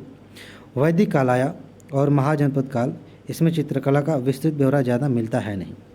बौद्ध और जैन सहित अन्य धार्मिक विचारधाराओं के विस्तार ने चित्रकला के विकास में असली महत्वपूर्ण भूमिका निभाई और 500 ईसा पूर्व से 200 ईसा पूर्व के बीच जोगीमारा, ये क्वेश्चन पूछा गया है, जोगीमारा कहाँ है? छत्तीसगढ़ में। और सीताबेंग की गुफाओं में प्रायः लाल, काले और सफ़ेद रंगों से चित्रकारी के साक्ष्य मिले हैं। ये जोगीमारा इंपॉर्टेंट है, छत्तीसगढ़ में है। आगे उसके बाद सरगुजा, ये भी छत्तीसगढ़ में है। वहाँ की रायगढ़ पहाड़ियों में जोगीमारा और सीताबेंग नामक गुफाएं भी हैं, ध्यान रखेंगे। जोगीमारा भारतीय चित्रकला की निरंतरता का प्रतीक है, कंटिन्यूटी का प्रतीक है, बहुत ज़्यादा इंपॉर्टेंट है, इसको लेकर इसीलिए प्रश्न बनाया गया था। उसके बाद 200 ईस्वी से लेकर 700 ईस्वी सन के काल में अजंता, बाघ और बादामी में भारतीय चित्रकला ने ऊंचाइयां छुईं। और यही तो वो चीज़ है जहाँ से बार बार क्वेश्चंस पूछे जाते हैं, बार बार, और इनके बारे में हम देखेंगे, क्योंकि इस बार भी क्वेश्चन कहीं ना कहीं से आ सकता है। चलिए देखते हैं। सबसे हम बात करेंगे सबसे पहले अजंता की चित्रकला की। ठीक है, सबसे महत्वपूर्ण लाइन इसमें क्या है? पहली, महाराष्ट्र के औरंगाबाद जिले में सह्याद्री की पहाड़ियों में स्थित अजंता में 30 गुफाएं हैं, कहीं कहीं पे 29 भी लिखा रहता है। ठीक है, 30 गुफाएं हैं। घोड़े के नाल के आकार का ये है, अर्धवृत्ताकार है ये गुफाएं, और ये वरगुना नदी घाटी के बाएं छोर पर आग्नेय चट्टान को काटकर बनाई गई हैं। ठीक है, ये नदी का नाम कभी कभी थोड़ा अलग, वघेरा ऐसे करके कोई नाम भी है, वो कर दिया जाता है। इसका एक और नाम ये है, कभी कभी हिंदी के शब्द थोड़े आगे पीछे लिख दिए जाते हैं। तो उसके किनारे है। इसके निष्पादन में 8 शताब्दियों का समय लगा है, 2nd सेंचुरी BC से और 7th तक। ठीक है ना, ये क्वेश्चन पूछा जा सकता है। गुफाओं की दीवारों पर, जिसको भित्ति आप कहते हैं, तथा छतों पर बनाए गए चित्रों में सर्वाधिक महत्वपूर्ण चित्र जातक कथाओं से जुड़े हुए हैं। जातक क्या है? जातक कथाएं बेसिकली भगवान बुद्ध के पुनर्जन्म या पूर्व जन्म की कथाएं हैं। ठीक है, ये सारी चीज़ें उसमें हैं, उनको चित्र के रूप में दिखाया गया है। ये जितनी भी लाइनें मैं पढ़ रहा हूँ ना, इन सब को लेकर पहले क्वेश्चन पूछे जा चुके हैं, तो आप इन्हें इग्नोर नहीं करेंगे, बहुत ज़्यादा इंपॉर्टेंट है। चलिए, अजंता की गुफा संख्या 9 और 10 में प्राचीनतम चित्रकलाएँ हैं, जिनकी समानता अमरावती की मूर्तिकला और सातवाहन काल की मानव आकृतियों की वेशभूषा, आभूषणों और जाति विशेषताओं से की जा सकती है। ठीक है, समानता है। गुफा संख्या 16 और 17 के चित्र 5वीं सदी के दौरान बने हैं और इनमें आंध्र और वाकाटक शासकों की चर्चा भी है। इसके अलावा चलिए 16वीं गुफा में सर्वश्रेष्ठ चित्र, जहाँ से प्रश्न पूछा गया है, मरणासन राजकुमारी तथा महात्मा बुद्ध के उपदेश का है। 16वीं गुफा इम्पॉर्टेंट है। गुफा संख्या 1, 2 और 5 चित्र जो है 5वीं सदी से 6वीं सदी के बीच में बने थे। इसके अलावा इन गुफाओं में जो 1, 2 और 5 हैं, अत्यधिक अलंकरण और आभूषणीय अभिकल्पों के साथ जातक की कहानियों को चित्रित किया गया है इसमें भी। ठीक है ना। गुफा संख्या 1 में पद्मपाणी, ये इम्पॉर्टेंट है, ये अलग से पूछ लिया गया था। पद्मपाणी अवलोकितेश्वर किसमें चित्रित किए गए थे? तो अजंता उसका ऑप्शन था। ठीक है, तो पद्मपाणी अवलोकितेश्वर मार विजय और चालुक्य राजा पुलकेशिन द्वितीय और ईरान के सासानी साम्राज्य के बादशाह खुसरो द्वितीय के साथ दूतों के आदान प्रदान का चित्र भी है इसमें। ठीक है ना, ध्यान रखेंगे, ये ज़्यादा इंपॉर्टेंट है। ये कौन है पता है? पद्मपाणी अवलोकितेश्वर, ये भगवान बुद्ध के ही दूसरा नाम है, दूसरे रूप है। ठीक है ना। सॉरी। अजंता की चित्रकला में रेखाओं के जरिए गहरे चमकदार गुलाबी, भूरे, सिंदूरी, हरे आदि रंगों से ऐसा चित्र बनाया गया है जिसकी चमक हजारों साल बाद भी शेष है। बढ़िया है, कभी सर्च करिएगा अगर आप या फिर अजंता कभी गए होंगे तो आपको पता होगा। अजंता के चित्रों की एक खास विशेषता इनके पात्रों का स्वभाव चित्रण है, किस तरह से उनका स्वभाव दिखाया गया है। इसके बाद बाघ की गुफाएं इम्पॉर्टेंट हैं और इसके बारे में जानना ज़रूरी है। देखिए, गुफाएं मध्य प्रदेश में धार जिले की, ये कौन तहसील, इसको छोड़ दीजिए, विंध्य पर्वत श्रेणी में स्थित है, ध्यान रखेंगे। बाघ में कुल 9 गुफाएं हैं जो अजंता के समकालीन हैं, मतलब अजंता के समय के आसपास ही ये भी बनी थी। बाघ की गुफाओं में बौद्ध धर्म के अलावा सामान्य जीवन के चित्र भी बहुतायत में मिलते हैं, यानी ये अजंता की गुफाओं में अधिक सांसारिक और मतलब अजंता की तुलना में अधिक सांसारिक और मानवीय है। एक अच्छी भिन्नता है। जो अजंता है उसमें भगवान बुद्ध, कुछ राजाओं के बारे में, खासतौर से तो बुद्ध के बारे में ही है, जातक कथाओं के बारे में ज़्यादा चीज़ें हैं। ठीक, यहाँ पे जो है सांसारिक चीज़ें ज़्यादा है, मानवीय चीज़ें ज़्यादा है। कहाँ पे? बाघ की गुफाओं में। अब देखिए, बाघ की चित्रकलाएँ अजंता की गुफा संख्या 1 और 2 की चित्रकलाओं के सादृश्य हैं, मतलब उनसे मिलती जुलती हैं, यानी कि अलंकृत और आभूषण युक्त चित्र हैं। शैलकृत दृष्टि से अजंता और बाघ दोनों समान हैं, किंतु बाघ की खाका भी प्रभावशाली है। ठीक है, बाघ का खाका भी मतलब बढ़िया से बनाया गया उसको। आगे बढ़ते हैं। बादामी चित्रकला के बारे में आपको पता होना चाहिए, क्वेश्चन यहाँ से आते हैं, ध्यान से समझिए। उत्तरी कर्नाटक के बागलाकोट जिले में मालप्रभा नदी है, उसी के बेसिन में बादामी नामक जगह है और इसकी स्थापना का जो काल है वो 6वीं शताब्दी के आसपास माना जाता है। चालुक्य वंश था। ठीक, तो चालुक्य वंश के कला संरक्षक राजा थे मंगलेश, इनको इसका श्रेय दिया जाता है। बादामी या इसको वातापी भी कहते हैं। यहाँ पे ब्राह्मण, हिंदू धर्म, जैन धर्म से संबंधित चित्रकला का प्राचीनतम साक्ष्य है। कभी कभी ऐसे पूछ लिया जाता है कि किस किस धर्म की चित्रकलाएं इसमें हैं। यहाँ शिव, पार्वती, नटराज, इंद्र सभा का चित्रण दर्शनीय है, मतलब इस चित्र बनाए गए हैं। वातापी में चित्र बनाने की प्रविधि बाघ और अजंता से मिलती जुलती है, मिक्सचर जैसा है। अजंता, बाघ और बादामी की चित्रकलाएं उत्तर दक्षिण की शास्त्रीय परंपरा का उत्तम प्रतिनिधित्व करती हैं। ये बस ऐसे लिख दिया गया है। अब हम बात करेंगे शीतल वासन चित्रकला महत्वपूर्ण है, ध्यान से समझिए। सबसे पहली इंपॉर्टेंट बात यह है कि तमिलनाडु में शीतल वासन की गुफाओं में, ठीक है, मंदिरों की दीवारों पर 9वीं सदी के दौरान चित्र बनाए गए थे। शीतल वासन कला कहाँ है? तमिलनाडु में, ध्यान रखेंगे। आगे बढ़िए। ये गुफाएं सिद्धों, शैव और जैन से जुड़े लोगों की रही हैं। ओके, शीतल वासन की चित्रकलाएं जैन विषयों और प्रतीक प्रयोगों से गहरे रूप से जुड़ी हुई हैं। शीतल वासन जैन ज़्यादा चित्र यहाँ मिलते हैं, लेकिन अजंता के समान ही मानदंड और तकनीकों का प्रयोग करती हैं। यहाँ के मंदिर की छत पर एक सघन कमल वन चित्रित किया गया है, इम्पॉर्टेंट है। आगे देखिए, यहाँ के चित्रों में पांड्य राजा रानी और एक नर्तकी के चित्र को प्रशंसा मिली है। पूछा जा सकता है कि पांड्य राजा रानी और एक नर्तकी के चित्र कहाँ बनाया गया था, खासतौर से ये, ठीक है। तो ये इम्पोर्टेंट है। आगे चलते हैं। एलोरा की चित्रकला, एलोरा की गुफाओं के बारे में आपको पता ही है। देखिए, इसे मराठी में ये पूछा गया है, वेरुल लेडी या वेरुल की गुफाएं कहते हैं, ठीक है। ये क्वेश्चन आया है, जो अजंता की गुफाओं से मात्र 9 किलोमीटर दूर है। आप घूमने जाएंगे अजंता तो एलोरा भी जाएंगे, इसलिए खासतौर से आप देखेंगे अजंता एलोरा एक साथ नॉर्मली आदमी बोल देता है। माना जाता है कि इन गुफाओं में 300 ईस्वी सन से 1000 ईस्वी तक चित्रांकन का काम होता रहा और भारत के तीनों प्राचीन धर्मों हिंदू, जैन और बौद्ध से ये जुड़ा हुआ है। ये इंपॉर्टेंट लाइन है, समझ रहे हैं ना। यहाँ पे एलोरा में तीनों है, एलोरा की बात हो रही है ना। हाँ, चलिए आगे बढ़ते हैं। यहाँ की गुफाओं में देखिए, यहाँ पे कैलाश, लंकेश्वर, इंद्रसभा, गणेश के चित्र के मतलब दीवारों पर मिलते हैं इनके चित्र। एलोरा की चित्रकलाएँ अजंता के शास्त्रीय मापदंडों से अलग हैं।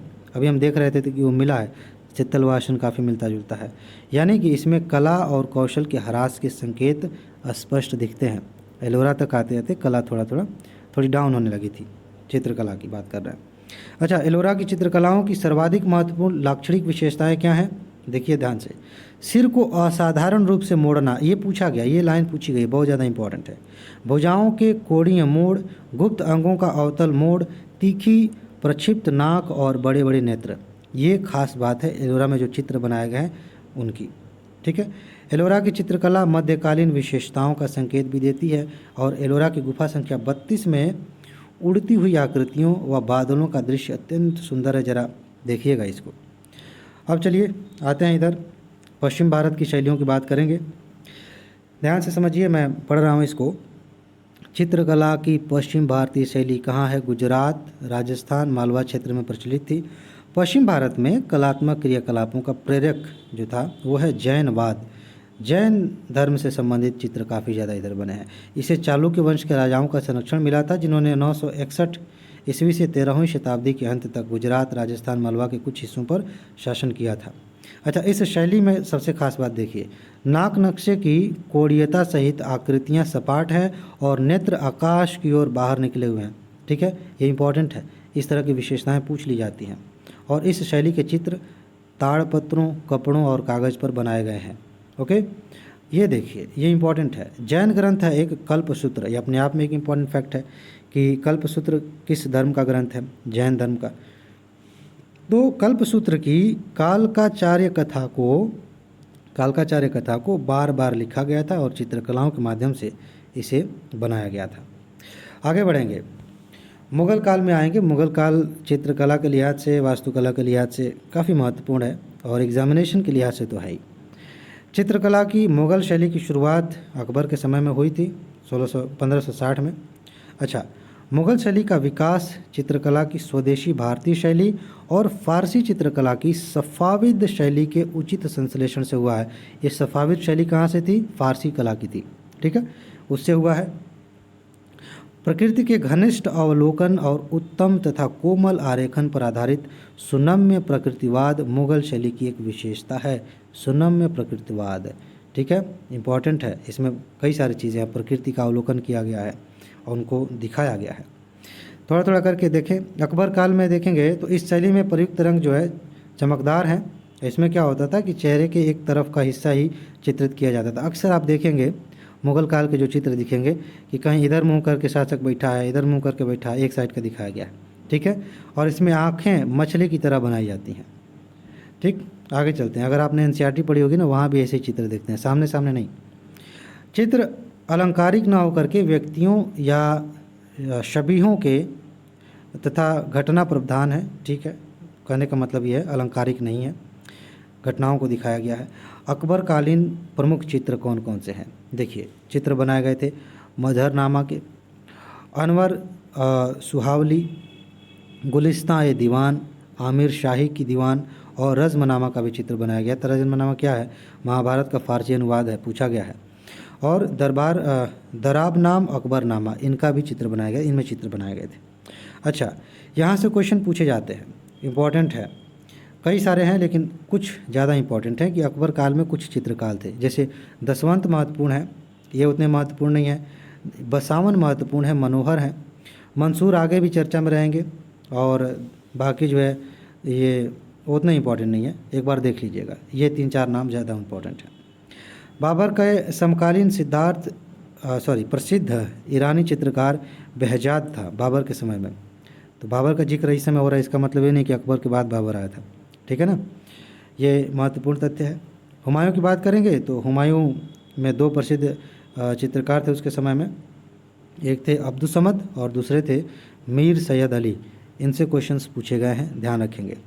अच्छा, अब आगे चलेंगे। जहांगीर का समय आता है। जहांगीर के अधीन मुगल चित्रकला ने अधिकाधिक आकर्षण, परिष्करण और गरिमा प्राप्त की। स्वर्णकाल कहा जाता है इसको।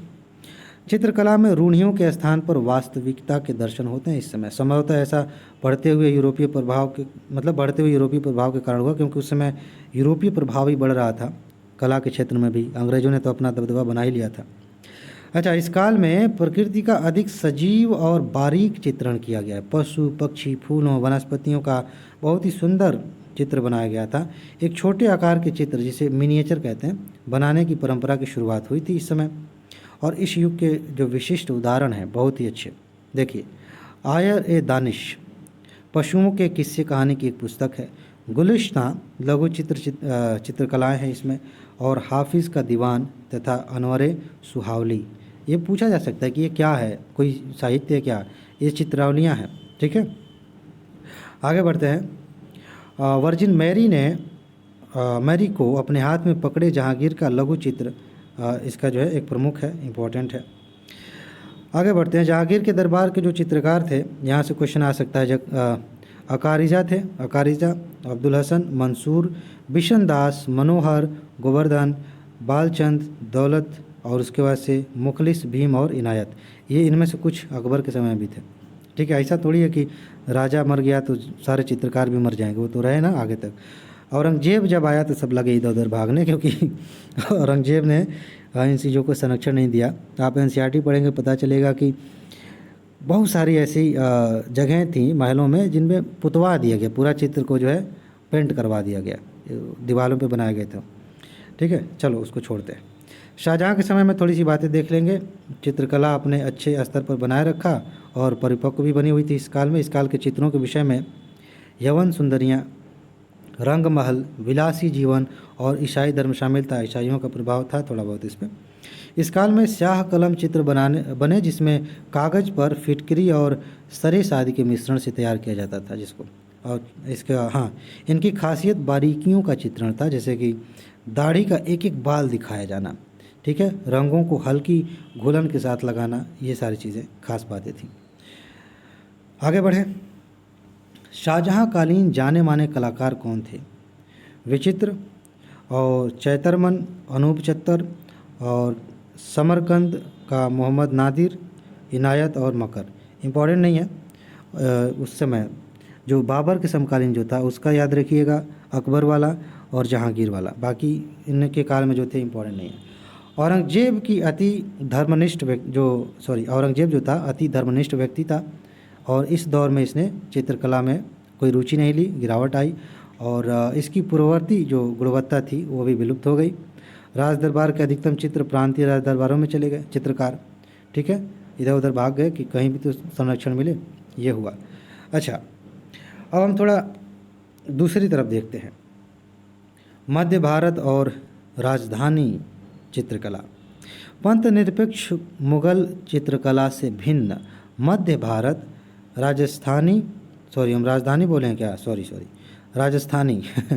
राजस्थानी और पहाड़ी क्षेत्र आदि की चित्रकलाएं धर्म आबद्ध, परंपरा संबद्ध और भारतीय साहित्य से प्रेरित थीं। कहने का मतलब ये है कि जो आप मुगल काल में देखते हैं देवी देवता के चित्र थोड़ी बन रहे हैं, अल्लाह के चित्र थोड़ी बन रहे हैं, उसमें प्रकृति का चित्र ज़्यादा बन रहा था, फूलों का, इन सब चीज़ों का। बाकी इधर जो आके परंपराएं शामिल होने लगी। इसका मतलब ये नहीं कि हम जज करें कि वो अच्छा था ये बुरा था, चित्रकला की बात हो रही है। अपने आप में हर चित्रकला का अपना महत्व है, ठीक है। तो धर्म से संबद्ध हो गई, कृष्ण और गोपियों के चित्र बनने लगे, ये सारी चीज़ें। और जो साहित्य में बातें दिखाई गई हैं उनको चित्र के रूप में उकेरा जाने लगा, ये सारी खास बातें हैं। चलिए आगे बढ़ते हैं। ये यूपीएससी ने क्वेश्चन यहाँ से पूछा है। यहाँ चौर पंचाशिका शैली परंपरा पहले से रही है। चौर पंचाशिका क्या है? चित्रकला की एक शैली है। ठीक है, यहाँ चित्रकला के विकास से सुदृढ़ आधार का काम किया इसने, चौर पंचाशिका ने। ठीक है, राजस्थानी चित्रकला में चित्र, ये देखिएगा वसली पूछा जा सकता है कि वसली क्या है। चित्रकला में दोहरा कागज है जिस पर चित्र बनाए गए हैं। मुगल दरबार से आए विभिन्न चित्रकारों ने यहाँ की स्थानीय शैलियों को प्रभावित किया और जिसने यहाँ मेवाड़, किशनगढ़, कोटा, बूंदी, आमेर, बीकानेर आदि चित्रकला केंद्र के रूप में उभरे। मतलब जब वो इधर आए तो ये नए नए केंद्र बने। राजस्थानी शैली के चित्रों के विषय में सबसे ज़्यादा प्रधानता प्रेम संबंधी विषयों की है। राजस्थानी शैली में भक्ति का अत्यधिक ज़्यादा प्रभाव दिखता है, कृष्ण भक्ति विशेष रूप से। ठीक है, इस शैली में चित्रकारों ने भारतीय संगीत के रागों और रागिनियों को ध्यान में रखकर रागमाला का भी सुंदर चित्रण किया है। पूछा जा सकता है कि रागमाला का चित्रण जो है किस शैली के तहत हुआ है। आगे बढ़ते हैं। आगे जो है देखें कौन सा, राजस्थानी शैली पश्चिमी राजस्थान के इलाकों में अंकुरित हुई और वहीं से यह राजस्थान के बाकी इलाकों में गई। इसमें कुछ उप शैलियाँ हैं राजस्थानी शैली की, ध्यान से देखेंगे। देखिए मालवा, इसका जो उद्गम है मांडू से माना जाता है। इस शैली में गहरे रंगों का प्रयोग हुआ है तथा नीले रंग का प्रयोग बढ़ गया। यहाँ लहंगे पर झीनी साड़ी का अंकन है, बिल्कुल ओढ़नी की जैसा। ठीक है, मालवा शैली के प्रमुख उदाहरण आप देख सकते हैं रसिका प्रिया की श्रृंखला, और ये क्या है अमरु शतक, तथा माधवदास द्वारा चित्रित रागमाला की श्रृंखला इम्पॉर्टेंट है। मेवाड़ की बात करेंगे, इसके प्रमुख जो केंद्र थे उदयपुर, नाथद्वारा और चांडव आदि हैं। उसके चावंड। इसके अलावा आगे बढ़ेंगे। इस शैली के चित्रकारों ने चमकदार लाल, पीले और केसरिया रंगों का बहुत ज़्यादा प्रयोग किया है। स्त्रियों की आकृतियाँ अपेक्षाकृत बौनी हैं, छोटी हैं और इनमें अलंकरण की प्रवृत्ति दिखाई देती है। आगे मेवाड़ चित्रकला के प्रमुख उदाहरण आप देखेंगे क्योंकि उदाहरण इम्पोर्टेंट हैं। मिर्सिदी द्वारा चित्रित रागमाला की श्रृंखला, उसके बाद से साहिलदीन द्वारा बनाया गया रागमाला की श्रृंखला, अरण्य कांड का चित्रण, उसके बाद से रामायण की 7वीं पुस्तक उत्तरकांड का चित्रण भी है इसमें। बूंदी से यूपीएससी ने 2018 में क्वेश्चन पूछ लिया था। ठीक है, कोटा शैली। इस शैली में मेवाड़ और मुगल शैली का प्रभाव देखने को मिलता है। यहाँ 12 मासा चित्रों की बूंदी के लोक जीवन को दर्शाया गया। 12 मासा चित्र किससे बनाए गए? बूंदी से। नहीं, किशनगढ़ी वाला पूछा था 2018 में, बूंदी वाला इम्पॉर्टेंट है वैसे। पेड़ों के पीछे सुनहरा सूर्य, वर्षा वाले आकाश, सघन वनस्पति, भैरव रागनी तथा रसिक प्रिया की श्रृंखला बूंदी शैली के महत्वपूर्ण चित्रों में शुमार है। इसके अलावा कोटा शैली में बाघ और भालू के आखेट तथा पर्वतीय जंगल का मनोहारी चित्रण है। ये सब फैक्ट हैं, इंपॉर्टेंट है। हाँ, ये मैं कह रहा था, किशनगढ़ी पूछा गया था। राजा सामंत सिंह के संरक्षण में किशनगढ़ी शैली का विकास हुआ और इन्हें कौन है नागरी दास भी कहा जाता है। क्वेश्चन कहाँ से आया था अभी दिखा रहा है। इस शैली से राजा सामंत सिंह की प्रेमिका बणी ठनी तथा चित्रकार निहाल चंद जुड़े थे। ये बणी ठनी पूछा गया था, ठीक है ना, इम्पॉर्टेंट है ये। इस शैली में कुछ चित्रों को छोड़कर समस्त चित्र राधा कृष्ण के बनाए जाते हैं। ये भी बहुत ज़्यादा इम्पॉर्टेंट लाइन है। नारी आकृतियों में लंबे चेहरे, ढलवा ललाट और उसके बाद से तीखी नाक, उबारदार होठ, भौं तक लंबी आँखें, लंबी गर्दन, पतली भौं, नाकों के पास कानों के पास झुलती हुई बालों की लट, ये सब बनाई जाती हैं। ठीक है, बनी ठनी को भारतीय मोनालिसा कहा जाता है। ठीक है, आगे चलते हैं। इसके बाद से बीकानेर के बारे में थोड़ा सा जान लेते हैं। बीकानेर के राजा कर्ण सिंह ने मुग़ल कलाकार अली रजा को मतलब इसके लिए नियोजित किया था। वो दिल्ली के उस्ताद थे। बीकानेर के राज दरबार में अन्य कलाकार कौन थे? रुकनुद्दीन और उनका पुत्र कौन था? शाहदीन। ये उसमें थे। और बीकानेर शैली मुग़लों और दक्कनी शैलियों से काफ़ी समानता रखती थी। मारवाड़ चित्रकला का प्रमुख उदाहरण कौन सा है? विरजी द्वारा पाली में चित्रित रागमाला की एक श्रृंखला। ठीक, अब इसके बाद हम एक और शैली के बारे में पढ़ेंगे, पहाड़ी शैली। पहाड़ी शैली हिमालय घाटी में हिमाचल प्रदेश, पंजाब और जम्मू के पहाड़ी इलाकों में विकसित हुई चित्रकला को पहाड़ी चित्रकला कहा जाता है क्योंकि पहाड़ी इलाके में हुई थी। इस शैली में पशोली, कांगड़ा गढ़वाल और सिख चित्रकला की अलग अलग शाखाओं का विकास हुआ है। तो थोड़ा थोड़ा जान लेते हैं। देखो, एक तो ऐसे पूछा जा सकता है कि ये जो शैली है, ये जो शैलियाँ हैं, उप शैलियाँ, बशोली, कांगड़ा, गढ़वाल, सिख चित्रकला, ये किसके तहत आती हैं? तो आपको ध्यान रखना पड़ेगा, पहाड़ी, ठीक है ना। बशोली की बात करेंगे तो इसका केंद्र जम्मू कश्मीर में कठुआ ज़िला जो है बेसिकली वो है। प्रभाव जो है इन क्षेत्रों पे है, ज़्यादा इंपॉर्टेंट नहीं है। जो मेन बात है वो मैं बता दे रहा हूँ।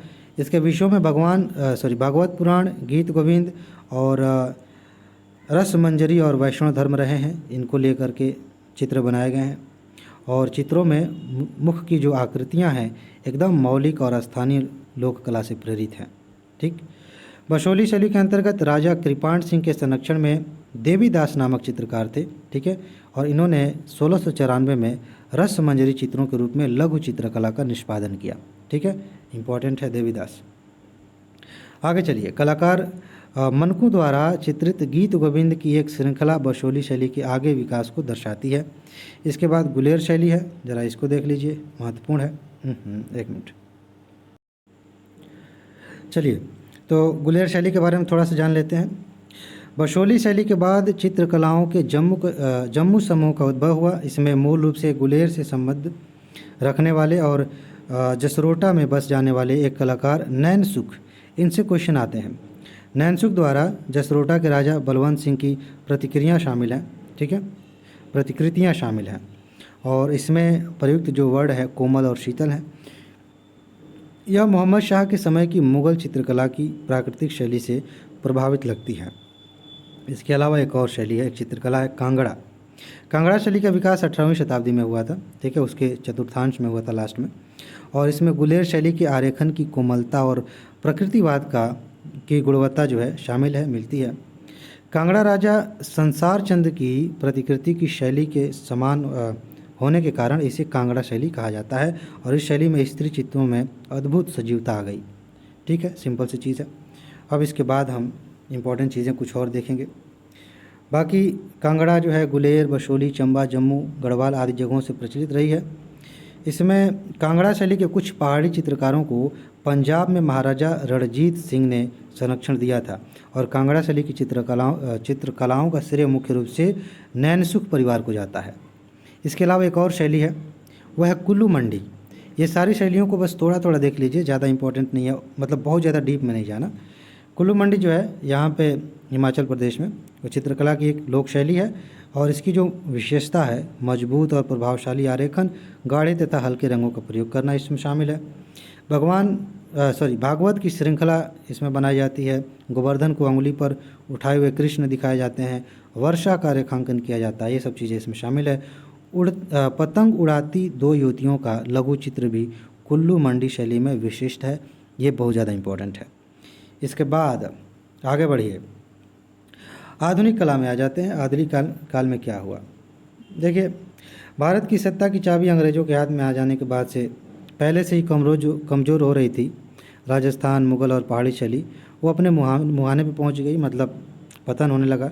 फिर भी देश के अलग अलग क्षेत्रों में स्थानीय शैलियाँ जैसे कि कालीघाट उड़ीसा के, मतलब कालीघाट कलकत्ता, उड़ीसा के पटचित्र, नाथद्वारा ये राजस्थान के वहाँ के पटचित्र, तंजौर जो है वहाँ की चित्रकला, आंध्र प्रदेश की कलमकारी, ये सब फेमस हो गई, इनका विकास हुआ। कलमकारी पे 2 बार क्वेश्चन आए हैं, इम्पॉर्टेंट है, थोड़ा थोड़ा देख लेते हैं। इनमें सर्वाधिक यश कमाया पटना की कंपनी शैली, मधुबनी पेंटिंग और आंध्र प्रदेश की कलमकारी शैली ने, और यही सबसे ज़्यादा महत्वपूर्ण है। कंपनी शैली, मधुबनी पेंटिंग और कलमकारी में इस साल मधुबनी से क्वेश्चन आने की संभावना है, ध्यान रखिएगा। तो थोड़ा थोड़ा जान लेते हैं, बस उसके बाद ख़त्म हो जाएगा, टेंशन नहीं लेना। थोड़ा बड़ा चैप्टर है लेकिन इम्पॉर्टेंट भी तो है। एक बार अगर मन लगा कर पढ़ लिए, कुछ लोग भाग चुके होंगे रास्ते में से कि यार मज़ा नहीं आ रहा। अब मज़ा लेने की बात नहीं है, एग्ज़ाम करीब है, जितना दिमाग में चला जाएगा अच्छे से समझ लीजिए। कुछ दिन बाद एग्ज़ाम है, याद आ जाएगा, क्वेश्चन हल करिए, उसके बाद से भूल जाइए, क्या दिक्कत है। तो पटना शैली की बात करें, कंपनी शैली की, मुग़ल कला और यूरोपीय कला के मिश्रण से पटना में बनाए गए चित्र को पटना या कंपनी शैली कहा जाता है। इन चित्रों में छाया के माध्यम से वास्तविकता लाने का प्रयास किया जाता है कि कोई चीज़ अगर बनी है तो उसकी छाया भी बनेगी अगर दिन में कहीं कोई चीज़ दिखाई गई है तो इससे वास्तविकता आ जाती है। प्रकृति का यथार्थवादी चित्रण है, साथ ही अलंकारिता का प्रयोग भी किया जाता है और इसमें ब्रिटिश जल रंग पद्धति को अपनाया गया है। इम्पॉर्टेंट है, इस शैली को अंग्रेजों ने खूब प्रोत्साहित किया था। मधुबनी पेंटिंग्स बहुत महत्वपूर्ण है। बिहार के मिथिलांचल इलाके के मधुबनी, दरभंगा और नेपाल के कुछ इलाकों में ये प्रचलित शैली है और इसे प्रकाश में लाने का जो श्रेय है वह है WG आर्चर को। यहाँ से क्वेश्चन आ सकता है, नहीं भी आ सकता है। उन्होंने 1934 में बिहार में भूकंप निरीक्षण के दौरान इस शैली को देखा था। मतलब उन्होंने नहीं देखा था तो नहीं थी क्या खैर, ये होता है ना कि किसी ने, महत्वपूर्ण आदमी ने देखा फिर उसका प्रचार किया तो माना जाता है कि इन्होंने उसका महत्व उजागर किया, अदरवाइज ये शैली तो पहले से थी। इस शैली के विषय मुख्यतः धार्मिक हैं और प्रायः इनमें चटक रंगों का प्रयोग किया जाता है। इम्पॉर्टेंट है। आगे देखिए, जो मुख की आकृतियां हैं, ठीक है, आंखें काफ़ी बड़ी बनाई जाती हैं और चित्र में खाली जगह भरने के लिए फूल, पत्ती, चिन्ह आदि बनाए जाते हैं। मधुबनी पेंटिंग की प्रसिद्ध महिला चित्रकार हैं सीता देवी, गोदावरी दत्त, भारती दयाल और बुला देवी आदि। ये जो लोग बिहार के पीसीएस की तैयारी करते हैं उनके लिए महत्वपूर्ण है। कलमकारी चित्र पे क्वेश्चन पूछा गया है, जरा ध्यान से समझिए क्या है। दक्षिण भारत के आंध्र प्रदेश में प्रचलित हस्त निर्मित यह चित्रकला सूती कपड़े पर रंगीन ब्लॉक से छाप कर बनाई जाती है। ब्लॉक से छपाई, जैसे लकड़ी का एक ब्लॉक बनाया जाता है, इस पर कोई चित्र बना, इसको इसमें लपेट देंगे रंग और इसको ठप्पा जैसे लगा देंगे कपड़े पे, उग जाएगा। ठीक है, इसमें सब्जियों के रंगों से धार्मिक चित्र बनाए जाते हैं। ठीक है, कलमकारी चित्र कहानी को कहते हैं। इनको बनाने वालों में अधिकतर महिलाएं हैं। यह कला मुख्यतः भारत और ईरान में प्रचलित है। ठीक है, भारत में कलमकारी के मुख्यतः दो रूप विकसित हुए हैं। प्रथम मछलीपट्टनम कलमकारी और दूसरा श्रीकला हस्ती कलमकारी आंध्र प्रदेश। ठीक है, चलिए ये हो गया। इसमें सर्वप्रथम, अच्छा और भी है, इसमें क्या होता है थोड़ा डिटेल में जान लीजिए क्योंकि यहाँ से क्वेश्चन आए हैं। वस्त्र को रात भर गाय के गोबर के घोल में डुबो कर रखा जाता है। अगले दिन इसे धूप में सुखाकर दूध और मांड के घोल में डुबाया जाता है। बाद में अच्छी तरह से सुखाकर इसे नरम करने के लिए लकड़ी के दस्ते को कूटा जाता है, दस्ते से कूटा जाता है और इस पर चित्रकारी करने के लिए विभिन्न प्रकार के प्राकृतिक पौधों, पत्तियों, जड़ों की, पेड़ों की छालों, तनों आदि का प्रयोग किया जाता है, उससे रंग बनाए जाते हैं। ठीक है, तो ये चीज़ हो गई। अब हम बात करेंगे मूर्तिकला की। चलिए, तो भूमिका के तौर पे कौन सी लाइन लिखी है? पाषाण काल में भी मनुष्य अपने पाषाण उपकरणों से, मतलब पत्थर के उपकरणों से कुशलतापूर्वक काट छाँट करके या दबाव तकनीक द्वारा आकार देता था चीज़ों को। लेकिन भारत में मूर्तिकला अपने वास्तविक रूप में हड़प्पा सभ्यता के दौरान ही अस्तित्व में आई। भारत की बात करें तो देख लेते हैं हड़प्पा काल में क्या मूर्तियाँ बनी। मिट्टी की मूर्तियाँ बनी, पत्थर की मूर्तियाँ बनी और धातु की मूर्तियाँ बनी। तीनों तरह की मूर्तियाँ बनी थी। मूर्तियाँ लाल मिट्टी, क्वार्ट्ज नामक प्रस्तर, जो पत्थर का जो ना चूर्ण बना दिया जाता था उसको क्वार्ट्ज बोलते थे, इससे बनाई जाती थी, या कांची मिट्टी से बनाई जाती थी। ठीक है, धातु मूर्तियों के निर्माण के लिए हड़प्पा सभ्यता में मुख्यतः तांबा और कांसे का इस्तेमाल किया जाता था। यहाँ से क्वेश्चन बने हैं, ध्यान रखेंगे। सेलखड़ी पत्थर से बनी मोहनजोदड़ो की योगी की मूर्ति है। ठीक है, आधा नेत्र खुला हुआ है, नाक के अग्रभाग पे उनका जो है दृष्टि टिकी हुई है, छोटा मस्तक है और संवरी हुई दाढ़ी है। ठीक है, और इसकी कलात्मकता का एक प्रमाण है अच्छा सा। मोहनजोदड़ो में ये योगी की मूर्ति बनी है, मिली है। अच्छा, मोहनजोदड़ो से प्राप्त एक नर्तकी की है मूर्ति, धातु की बनी हुई है, वही बहुत ज़्यादा इम्पोर्टेंट है। वो किसकी बनी है? कांसे की बनी है, याद रखिएगा। आगे चलते हैं। हड़प्पाकालीन दायमाबाद जो कि महाराष्ट्र में है, यहाँ से प्राप्त बैलगाड़ी को चलाते हुए गाड़ीवान की मूर्ति मिली है। मूर्तिकला का एक बहुत अच्छा उदाहरण है। ठीक है, और मूर्तियों में हड़प्पा काल में मुख्यतः सीटियाँ, झुनझुने, खिलौने, वृषभ, ये सब बनाए गए हैं। अब थोड़ा आगे बढ़ते हैं मूर्तिकला के विकास में। मौर्य कला में कुछ चीज़ें बहुत ज़्यादा इंपॉर्टेंट हैं। मौर्य काल के दौरान जो कला बनी वो मौर्य कला हो गई। चमकदार पॉलिश, जब हम मौर्य काल पढ़ रहे थे तो इसकी बात की है हमने, ओप जिसको बोलते हैं। मूर्तियों की भावाभिव्यक्ति, एक काष्ठ में पत्थर द्वारा निर्मित पाषाण स्तंभ और उनके कलात्मक शिखर, मौर्यकालीन मूर्तिकला की खास बातें हैं। पूछा जा सकता है कि मौर्यकाल की जो मूर्तिकला है उसमें क्या खास बात है। यही है कि उसमें पॉलिश बहुत अच्छा किया गया है। जो मूर्तियाँ उनमें भाव की अभिव्यक्ति है। एकाश्म पत्थर, एक पत्थर पे बनाया गया, ये स्तंभ देख लीजिए, पूरा एक ही पत्थर खड़ा खड़ा उसी पे बना दिया गया है, ठीक है। और उन पे कलात्मक शीर्ष बनाया गया, जो शीर्ष है कहीं पे शेर बनाया गया है, कहीं पे हाथी बनाई गई है, ठीक है ना। ये मूर्तिकला की, जो मौर्यकालीन मूर्तिकला है उसकी खास बात है। आगे बढ़ते हैं। मौर्य काल में जो मूर्तियाँ उपलब्ध हुई हैं उनमें पत्थर और मिट्टी की मूर्ति तो मिली है, किंतु धातु की कोई मूर्ति नहीं मिली है, ठीक है। ये सबसे ज़्यादा खास बात है कि इस समय पत्थर की मूर्तियाँ मिली, मिट्टी की मूर्तियाँ मिली, धातु की मूर्तियाँ नहीं मिली। ओके, आगे बढ़ते हैं। मौर्य काल में मूर्तियों का निर्माण चिपकवा विधि से या सांचे में डालकर किया जाता था। चिपकवा विधि मतलब उंगलियों या चुटकियों का इस्तेमाल करके थोड़ा थोड़ा लेके चिपका चिपका के ऐसे, या फिर मिट्टी को उसी से चिटकी से पकड़ पकड़ के, गीली मिट्टी रहेगी तो उसको बनाया जाता था, उसको आकार दिया जाता था। आगे बढ़ें। मौर्यकालीन जो मिट्टी की मूर्तियां हैं उनके क्या विषय हैं। पशु पक्षी बनाए जाते थे, खिलौने और मानव बनाए जाते थे। यानी कि ये जो मिट्टियां हैं गैर धार्मिक उद्देश्य वाली मृण मूर्तियां हैं। मृण मतलब मिट्टी। अच्छा, पत्थर वाली जो मूर्तियां हैं उनमें देखेंगे तो अधिकांशतः शासकों द्वारा बनाई गई, फिर भी किसी देवता को अभी प्रस्तर मूर्ति में नहीं डाला गया है, यानी इनका उद्देश्य भी सेकुलर है, ठीक है, धार्मिक नहीं है। मौर्य काल में प्रस्तर मूर्ति निर्माण में चुनार के बलुआ पत्थर और पारखम जगह से प्राप्त मूर्ति में चित्तीदार लाल पत्थर का इस्तेमाल हुआ है, पूछा जा सकता है। और मौर्य काल की मूर्तियाँ अनेक स्थानों जैसे कि पाटलिपुत्र, वैशाली, तक्षशिला, मथुरा, कौशाम्बी, छत्र, बनारस, वो सारनाथ से मिली है। देखिए, कला, सौंदर्य और चमकदार पालिश की दृष्टि से सम्राट अशोक के कालखंड में मूर्तिकारी को सर्वोत्तम माना गया है, ठीक है। अभी देख लीजिए, इसमें कुछ चीज़ें हैं। पारखम उत्तर प्रदेश में, यहाँ से प्राप्त 7.5 फीट ऊंची पुरुष मूर्ति। दिगंबर प्रतिमा ये लोहानीपुर पटना है, पटना में। और दीदारगंज पटना से ही है, वहीं से, यहाँ से प्राप्त ये छिड़ी मूर्ति जो है मौर्य काल के विशिष्ट उदाहरण है, ध्यान रखिएगा।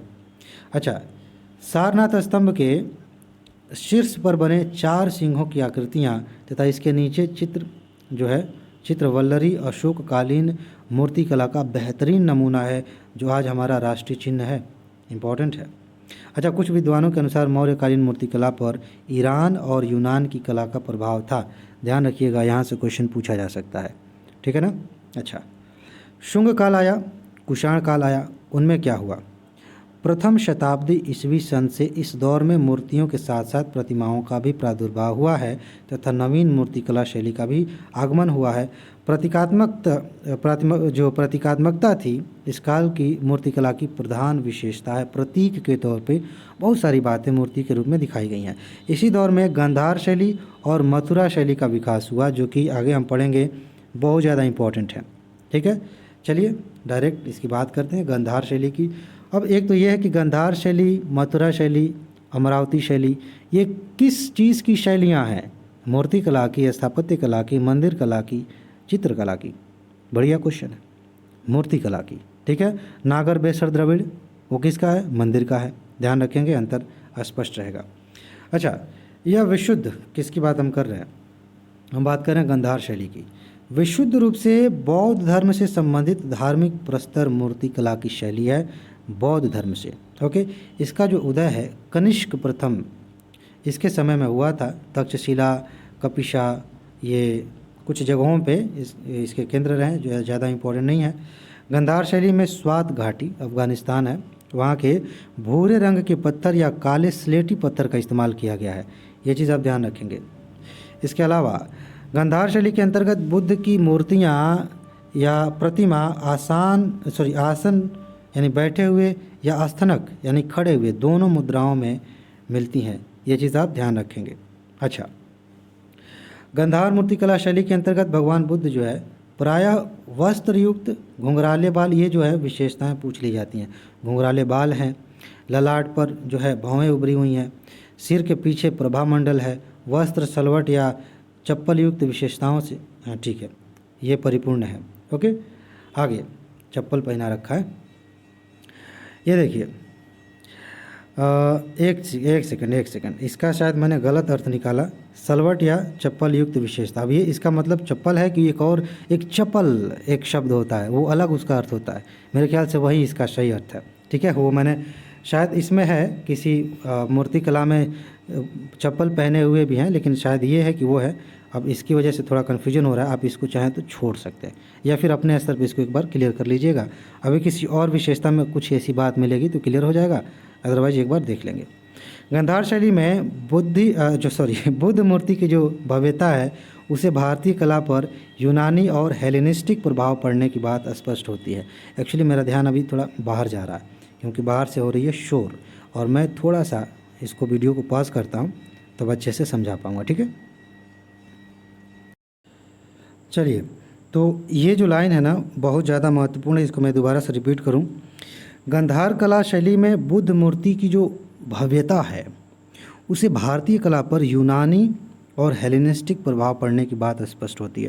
एक बात बताऊं, मेंस में कई बार जब से सिलेबस चेंज हुआ ना 2013 से, इस गांधार कला पे, मूर्ति कला पे बाहर का क्या असर है, कई बार यूपीएससी ने पूछ लिया है। इस पर बहुत ज़्यादा इंपॉर्टेंट है। वैसे भी प्री के लिहाज से बहुत ज़्यादा ऐसे ही महत्वपूर्ण रहता है, बार बार बौद्ध से जैन से क्वेश्चन आते ही रहते हैं। तो बौद्ध धर्म का एक दूसरा एंगल ये भी है कि बौद्ध धर्म की जो कलाएं हैं, जो साहित्य है, वहाँ से भी तो क्वेश्चन आ सकते हैं, आते ही हैं। चलिए आगे बढ़ते हैं, मथुरा शैली की बात करेंगे। इसका संबंध जो है बौद्ध और जैन और ब्राह्मण यानी कि हिंदू धर्म तीनों से है, ध्यान रखिएगा। अभी हमने जो पढ़ा वो सिर्फ बौद्ध धर्म से संबंधित था, ये बौद्ध, जैन और ब्राह्मण तीनों धर्म से संबंधित है। मथुरा कला शैली की दीर्घ जीविता प्रथम शताब्दी ईस्वी से चौथी तक थी, चौथी शताब्दी ईस्वी तक। ठीक है, मथुरा कला के केंद्र जो थे मथुरा, तक्षशिला, अहिछत्र, श्रावस्ती, वाराणसी, कौशाम्बी, ये सब थे। और इस शैली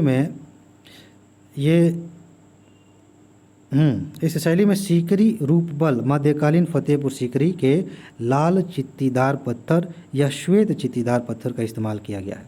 कभी कभी पूछ लिया जाता है, यूपीएससी पूछ लेती है कि किस तरह का पत्थर का इस्तेमाल किया गया। अच्छा, मूर्ति जो मथुरा मूर्ति कला शैली है उसमें भी बुद्ध जो है वो आसन पर बैठे हैं, खड़े हैं, दोनों तरह के, यानी कि आसन वाला भी और स्थानक दोनों तरह के चित्र बनाए गए हैं। ठीक है, सॉरी मूर्तियाँ दोनों तरह की बनाई गई हैं।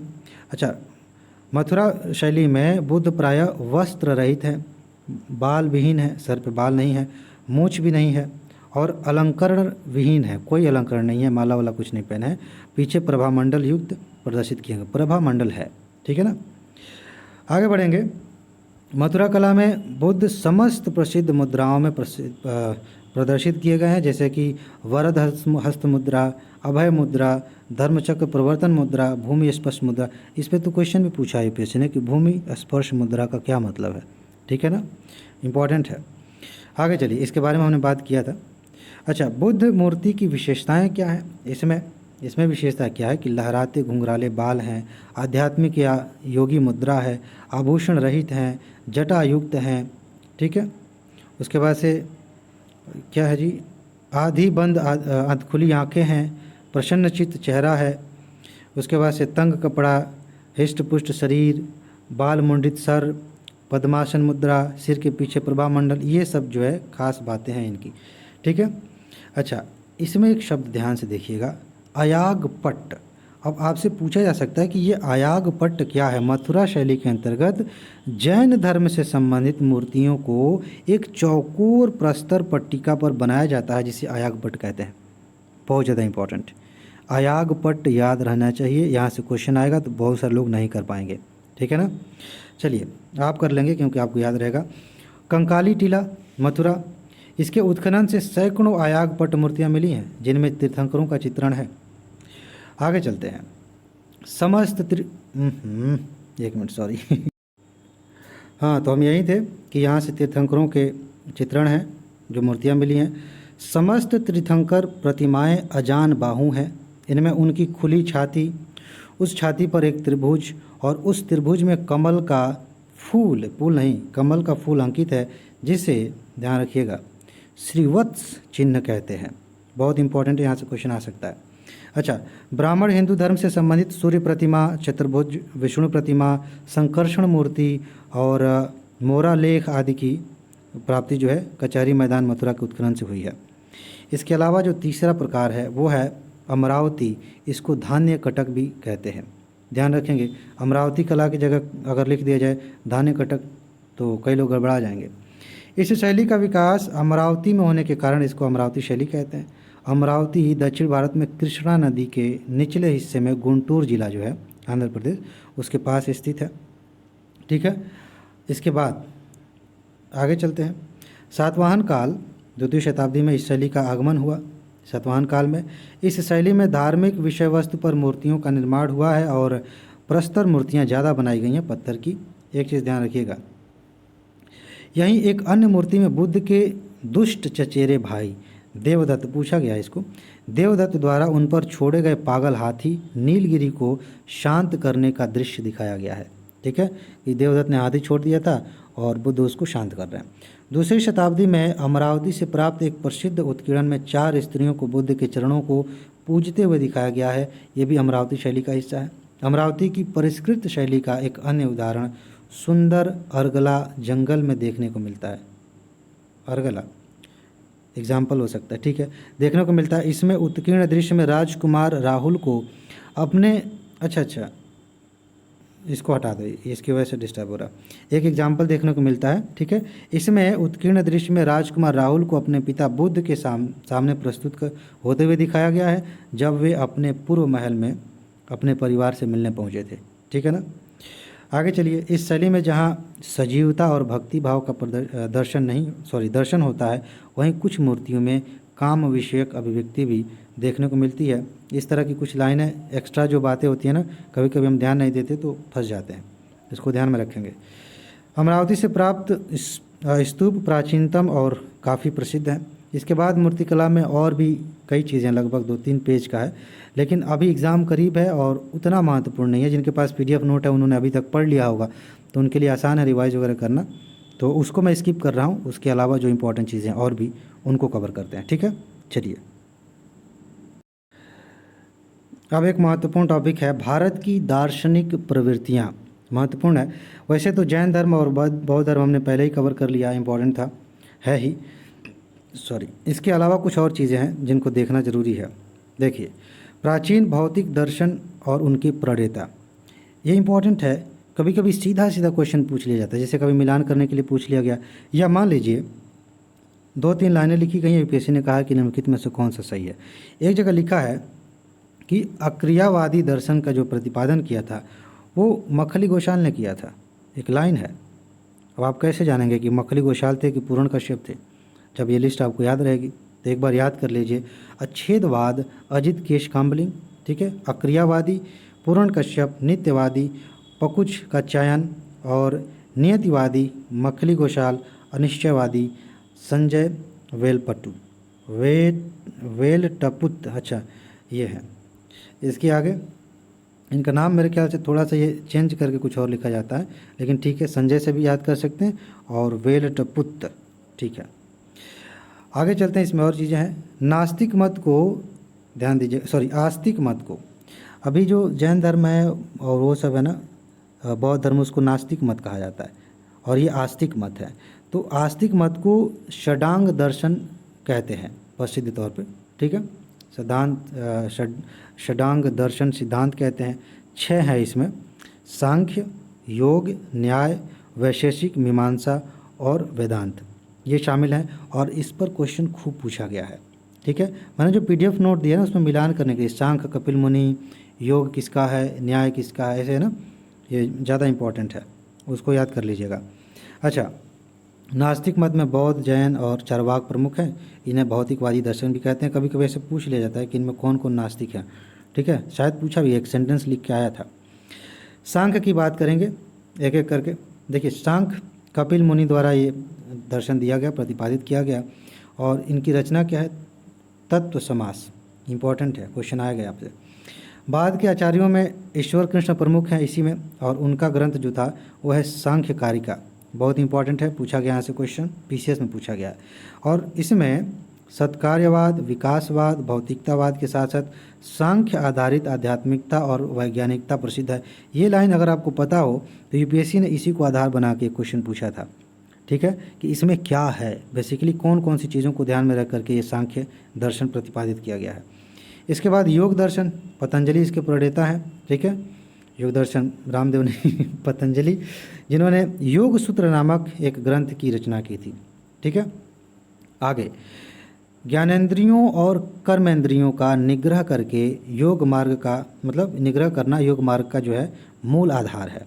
भारत के इस दर्शन की महत्ता ऐसी रही कि इस समय आप देखिए यूएनओ में 21 जून को अंतर्राष्ट्रीय योग दिवस घोषित किया हुआ है। ठीक, न्याय दर्शन की बात करेंगे तो इसके प्रवर्तक कौन है, महर्षि गौतम, और इनका एक ग्रंथ है न्याय सूत्र। ठीक है, इस दार्शनिक प्रवृत्ति का पहला ग्रंथ माना जाता है। 12वीं सदी में न्याय दर्शन को नया रूप गंगेश उपाध्याय ने दिया, और इनका जो ग्रंथ था वो था तत्व चिंतामणि। ठीक है, और इस दर्शन में तर्क और प्रमाण के प्रयोग का महत्व प्रतिपादित हुआ है। ध्यान रखिएगा, तर्क, सबूत, प्रमाण। अच्छा, वैशेषिक के बारे में बात करेंगे।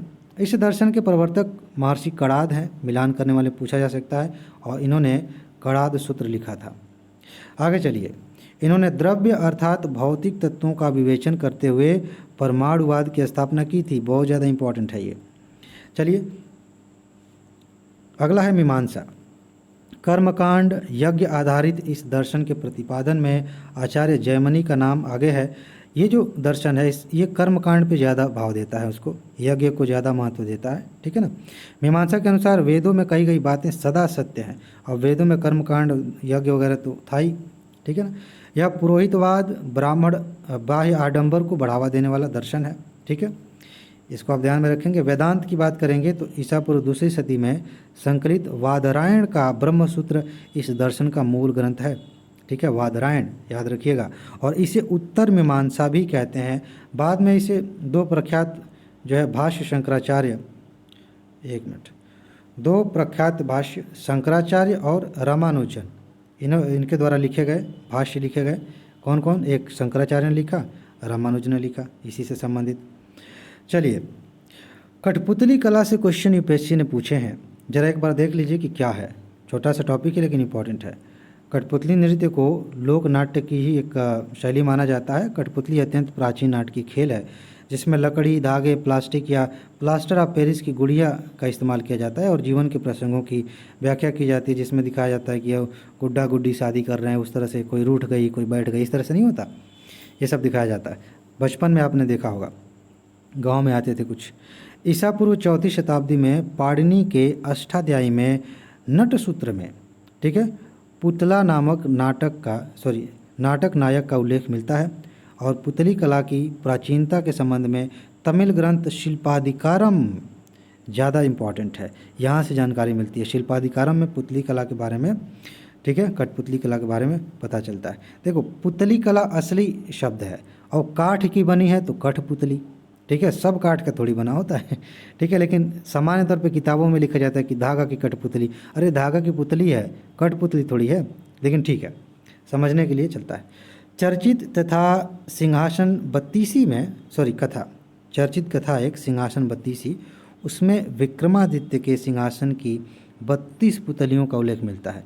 शारीरिक और मानसिक रूप से विकलांग बच्चों को अपने शारीरिक और मानसिक विकास के लिए प्रेरित करने में पुतली कला का जो है सफलता से उपयोग किया गया है। पुतली कला कई कलाओं का मिश्रण है, जैसे कि लेखन, नाट्य कला, चित्रकला, वेशभूषा, मूर्ति कला, काष्ठ कला, वस्त्र निर्माण, ये सब का, ठीक है, संगीत, नृत्य वगैरह। अभी एक लिस्ट आएगी, उसका मैं इंतज़ार कर रहा हूँ। बाकी ये चीज़ें जो है इंपॉर्टेंट है लेकिन उतनी नहीं। चलो सीधे उसी पे आते हैं क्योंकि वहाँ से क्वेश्चन आते हैं। भारत में सभी प्रकार की पुतलियाँ पाई जाती हैं, जैसे कि धागा पुतली, छाया पुतली, छड़ पुतली, दस्ताना पुतली, और यहाँ पे वो शैलियाँ हैं। धागा पुतली की बात करेंगे तो इसमें अनेक जोड़ युक्त अंगों का धागों द्वारा संचालन किया जाता है। धागा हाथ में, पैर में बंधा हुआ है, ठीक है, और इस कारण से पुतलियाँ काफ़ी लचीली हो जाती हैं। राजस्थान, उड़ीसा, कर्नाटक और तमिलनाडु में धागा पुतली जो है ये पल्लवित हुई है, मतलब जो है प्रचार इसका हुआ है, वहाँ पे बनी है, वहाँ पे प्रचलित है। राजस्थान की कठपुतली, उड़ीसा की कुंदेई, कर्नाटक की गोम्बेयट्टा और तमिलनाडु की बोम्मलट्टा धागा कठपुतली के प्रमुख उदाहरण है। ये सबसे ज़्यादा इंपॉर्टेंट लाइन है कि धागा कठपुतली में, कर्नाटक में इसको कठपुतली बोलते हैं, उड़ीसा में कुंडेई बोलते हैं, कर्नाटक में गोम्बेयट्टा बोलते हैं, तमिलनाडु में बोम्मलट्टा बोलते हैं, ठीक है। ये धागा कठपुतली हैं। इसके अलावा छाया कठपुतली, छाया पुतलियाँ जो है चपटी होती हैं और चमड़े से बनाई जाती हैं। ये पर्दे के पीछे से दिखाया जाता है, ये भी आपने देखा होगा, प्रदीप्त किया जाता है, लाइट जलती रहेगी और ऊपर से उसमें हाथ जैसा कुछ दिखाया जाएगा या फिर पुतली वहाँ पर रखी जाएगी तो उसकी छाया बनेगी, फिर वो एक्टिंग करके दिखाया जाएगा। ठीक है, ये किया जाता है। पुतली का संचालन प्रकाश स्रोत या पर्दे के पीछे से किया जाता है, वही बात यहाँ लिखा है। ये छायाकृतियाँ रंगीन भी हो सकती हैं। ओके, आगे चलिए। छाया पुतली की यह परंपरा उड़ीसा में है, केरल में है, कर्नाटक में है, ये ज़्यादा इंपॉर्टेंट है। तोगलू गोम्बैयट्टा कर्नाटक में, तोगलू बोम्बलट्टा आंध्र प्रदेश में, रावण छाया पे क्वेश्चन आया है यूपीएससी के द्वारा, उड़ीसा में है। ये सब जो है एग्जाम्पल्स हैं इसके। छड़ पुतली की बात करेंगे, इसमें एक आएगा एग्जाम्पल, यमपुरी शायद इसी में है, वहाँ से क्वेश्चन आया है। छड़ पुतली वैसे तो दास्ताना पुतली का ये अलग अगला चरण है, लेकिन यह उससे काफ़ी बड़ी होती है और नीचे स्थित छड़ें जो होती है, जो डंडे होते हैं, उन पर आधारित रहती है और उन्हीं से संचालित होती है। पुतली कला का यह रूप वर्तमान समय में पश्चिम बंगाल, उड़ीसा में पाया जाता है। बंगाल का जो है पुतुल नाच इंपॉर्टेंट है और बिहार का यमपुरी, ये छड़ वाले के एग्जाम्पल है, पूछा गया है। उड़ीसा की छड़ पुतलियाँ जो है बहुत छोटी होती हैं। आगे बढ़िए, एक और बचा था ना, अच्छा ये देख लीजिए। जापान की बनराकू की तरह पश्चिम बंगाल के नादिया ज़िले में ये क्या है, आदमकद पुतलियाँ होती हैं, किंतु यह रूप अब विलुप्त हो गया है, पहले होता था।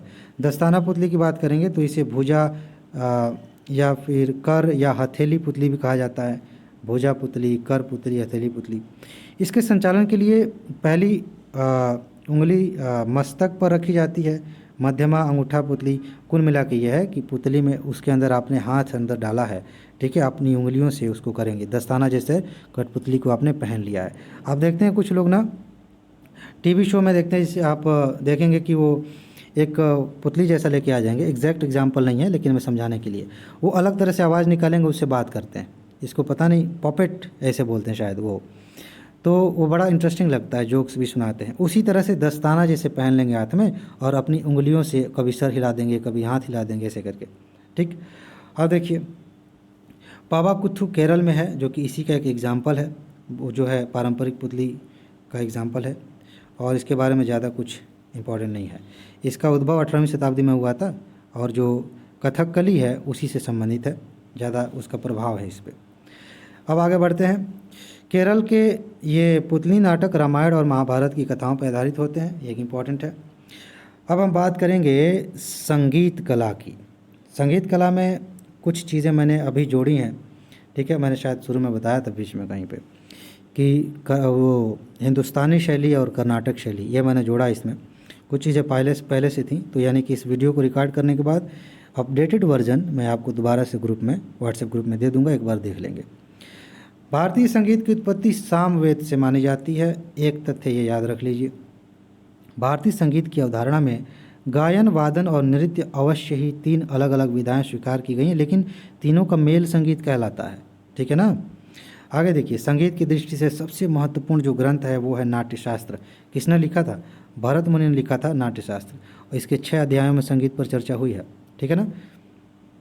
आगे बढ़िए, नाट्यशास्त्र में 6 रागों का वर्णन किया गया है। कौन कौन से राग हैं पूछा जा सकता है। राग भैरव, राग हिंडोल, राग कौशिक, राग दीपक और राग श्री और राग मेघ, इनका वर्णन किस में किया गया है? नाट्यशास्त्र में, ठीक है ना, भरत मुनि का। आगे चलिए, कुछ शैलियाँ हैं जहाँ से क्वेश्चन बने हैं और आगे भी बन सकते हैं। गायन की शैलियाँ हैं। ध्रुपद यह गायन की प्राचीनतम शैली है। इसका विकास 15वीं से 16वीं शताब्दी में ग्वालियर के राजा मानसिंह के समय में हुआ था। इस समय मुगल बादशाह अकबर का शासनकाल था। ध्रुपद गायन में भक्ति का तत्व शामिल था और इसमें सुर और ताल का सुंदर समन्वय मिलता है। इसमें आलाप शुद्ध स्वरों की क्रमशः बढ़त को दर्शाता है, यानी कि स्वरों की गति बढ़ती जाती है। इसके जो प्रमुख गायक थे पूछा जा सकता है, ग्वालियर का नरेश मानसिंह, तानसिंह, बैजू बावरा। पूछा जा सकता है कि ये किस शैली से जुड़े हुए थे, ठीक है ना, ध्रुपद से जुड़े हुए थे। आगे चलिए, ध्रुपद में एक तरह से कह सकते हैं कि नियम होते हैं आलाप वगैरह के, बाकी चीज़ें। उसके बाद ख्याल गायकी आती है। यह स्वरों के मुख्य उड़ान को सूचित करती है, अपने तरीके से गाइए। ध्रुपद गायन में स्वर विस्तार और कल्पना की छूट नहीं थी, लेकिन इसमें जो है इसी जकड़बंदी को दूर करने के लिए ये शैली आई, ख्याल। इस तरह ख्याल में जो है बंधी बधाई चौकट को तोड़ दिया, नए तरीके से इसमें गाया जाता है। ख्याल गायकी के विकास के साथ अमीर खुसरो का नाम जुड़ा हुआ है, ध्यान रखिएगा।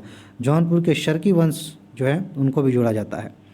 इस शैली के उद्भव का श्रेय अमीर खुसरो को ही दिया जाता है। बहुत ज़्यादा इंपॉर्टेंट है, खुसरो वैसे ही इंपॉर्टेंट है, पूछे जाते हैं सवाल यहाँ से। आगे इस तरह ख्याल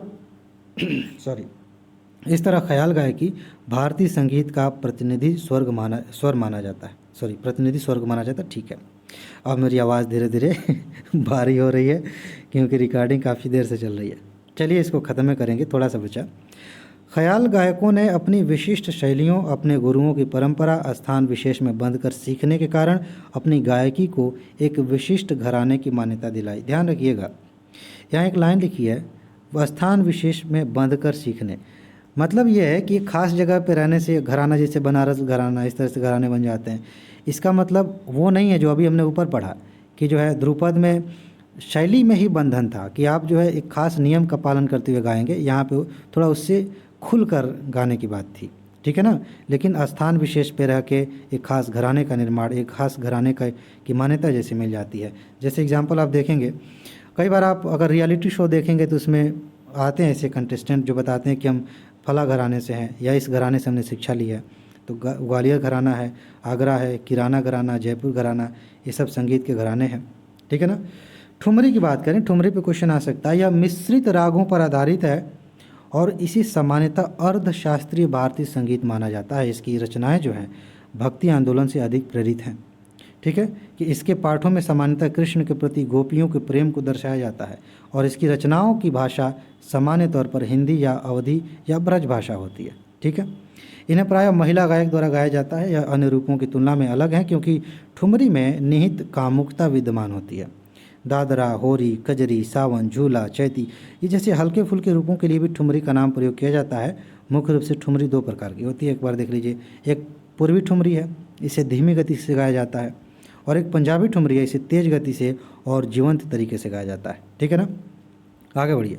ठुमरी के मुख्य घराने बनारस और लखनऊ में स्थित है और ठुमरी गायन में सबसे प्रसिद्ध जो है ये स्वर बेगम अख्तर का है, जो गायन में अपनी कर्कश आवाज़ और असीम तान के लिए प्रसिद्ध है, ठीक है। चलिए, एक है टप्पा शैली। टप्पा शैली क्या है? एक तो पूछा जा सकता है कि टप्पा शैली का संबंध किससे है, ये कौन सी शैली है, मूर्तिकला की शैली है कि गायन की शैली है कि चित्रकला की शैली है? तो गायन की शैली है। इस शैली में लय बहुत ज़्यादा महत्वपूर्ण होता है क्योंकि रचना तीव्र, सूक्ष्म और जटिल होती है। इसका उद्भव उत्तर पश्चिमी भारत के ऊँट सवारों के लोकगीतों से हुआ था, जो ऊँट जो लेके चलते हैं। लेकिन सम्राट मोहम्मद शाह के मुग़ल दरबार में प्रवेश करने पर इसे अर्धशास्त्रीय स्वरीय विशेषता के रूप में मान्यता प्रदान की गई और इसमें मुहावरों का इस्तेमाल होता है, ठीक है। मुहावरों की बहुत तीव्र और बड़ी घुमावदार उपयोग किया जाता है मुहावरों का। आगे चलिए। टप्पा न केवल अभिजात वर्ग बल्कि विनम्र वाद्य यंत्र वाले वर्गों की भी पसंदीदा शैली है। 19वीं सदी के उत्तरार्ध तथा 20वीं सदी के प्रारंभ में बैठकी शैली का विकास हुआ था इसके तहत, ठीक है। वर्तमान में यह शैली प्रायः विलुप्त होती जा रही है तथा इसका अनुसरण करने वाले बेहद कम लोग बचे हैं। इस शैली के कुछ प्रसिद्ध गायक हैं मियाँ सोदी, ग्वालियर के पंडित लक्ष्मण राव और शन्नो खुराना, ठीक है। तराना शैली के बारे में थोड़ा जान लीजिए। इस शैली में लय बहुत महत्वपूर्ण होती है। इसकी रचना लघु और कई बार दोहराए जाने वाले रागों से निर्मित होती है और इसमें तीव्र गति से गाए जाने वाले कई शब्दों का प्रयोग होता है। यह लयबद्ध विषय बनाने पर केंद्रित होता है और इसलिए गायक के लिए लयबद्ध हेरफेर में विशेष प्रशिक्षण और कौशल की आवश्यकता होती है। इस समय वर्तमान में विश्व के सबसे तेज तराना गायक जो हैं वो मेवाती घराने के पंडित रतन मोहन शर्मा है, ठीक है। और श्रोताओं द्वारा इन्हें तराना के बादशाह कहा जाता है, तराना के राजा, इसकी पदवी दी गई है। दमर होरी शैली है, ज़्यादा इम्पोर्टेंट नहीं है लेकिन एक बार देख लीजिए कि ध्रुपद ताल के अलावा यह शैली ध्रुपद से काफ़ी समानता रखती है। यह बहुत ही संगठित शैली है और इसमें 14 तालों का चक्र होता है जिसका अनियमित रूप से उपयोग किया जाता है। इसकी रचनाएं प्रकृति के सामान्यतः भक्तिपरक होती हैं, ठीक है। और इसमें भगवान कृष्ण के बारे में जो है मतलब उनसे संबंधित होती हैं। कुछ अधिक लोकप्रिय गीत होली त्यौहार से संबंधित हैं और इसी कारणवश इसकी कई रचनाओं में श्रृंगार रस नज़र आता है। इसके अलावा गज़ल भी एक शैली है। यह एक काव्यात्मक रूप है। इसे क्षति या वियोग की पीड़ा और उस पीड़ा को होते हुए भी प्रेम की सुंदरता की काव्यात्मक अभिव्यक्ति के रूप में देखा जा सकता है। इसका उद्भव जो है वो 10वीं सदी में ईरान में हुआ था, ये माना जाता है, ठीक। 12वीं सदी में सूफी रहस्यवादियों और नए इस्लामी सल्तनत के दरबारों के प्रभाव के चलते दक्षिण एशिया में इसका प्रसार हुआ, लेकिन मुगल काल में यह अपनी पराकाष्ठा पर पहुंचा। गज़ल, ठीक है। ऐसा माना जाता है कि अमीर खुसरो गज़ल के सबसे पहले प्रतिपादकों में से एक थे। कई प्रमुख ऐतिहासिक गज़ल कवि या तो स्वयं को सूफ़ी कहते थे, ठीक है, रूमी या हाफिज़ भी, या फिर सूफ़ी विचारों के साथ सहानुभूति रखते थे। गज़ल का एकमात्र विषय प्रेम है, ठीक है, विशेष रूप से बिना किसी शर्त के सर्वोच्च प्रेम। भारतीय उपमहाद्वीप के गज़लों का इस्लामी रहस्यवाद का प्रभाव दिखता है गज़लों पर। अब बात करेंगे हिंदुस्तानी और कर्नाटक संगीत की। ये बहुत ज़्यादा इम्पॉर्टेंट है। बेसिकली ये मैंने लास्ट में जोड़ा, ये ऊपर होना चाहिए था, क्योंकि इसी के तहत उपशैलियाँ जो अभी हम पढ़ रहे थे ना, बहुत सारी शैलियाँ इसमें शामिल हो जाएंगी या फिर इसमें घुस जाएंगी। जैसे दो शास्त्रीय शैलियाँ हैं, एक हिंदुस्तानी शैली है संगीत की, एक कर्नाटक शैली है। तो पहले हम हिंदुस्तानी की बात करेंगे, फिर कर्नाटक की बात करेंगे, तुलना भी कर लेंगे, क्योंकि अगर इस साल संगीत से क्वेश्चन आया तो यहाँ से क्वेश्चन आने की सबसे ज़्यादा संभावना है, ध्यान रखिएगा। चलिए पहले हम बात करते हैं हिंदुस्तानी संगीत शैली की। यह भारतीय शास्त्रीय संगीत के दो प्रमुख शैलियों में से एक है, एक कर्नाटक है। इस शैली में संगीत संरचना और उसमें तत्वकालिकता की संभावनाओं पर अधिक केंद्रित होती है। कौन कौन से तत्व उसमें शामिल हैं, ये बातें। इस शैली में शुद्ध स्वर सप्तक या प्राकृतिक स्वरों के सप्तक के पैमाने को अपनाया गया है, ध्यान रखेंगे, ये पूछा जा सकता है। और 11वीं और 12वीं शताब्दी में मुस्लिम सभ्यता के प्रसार ने भारतीय संगीत की दिशा को नया आयाम दिया। मध्यकालीन मुसलमान गायकों और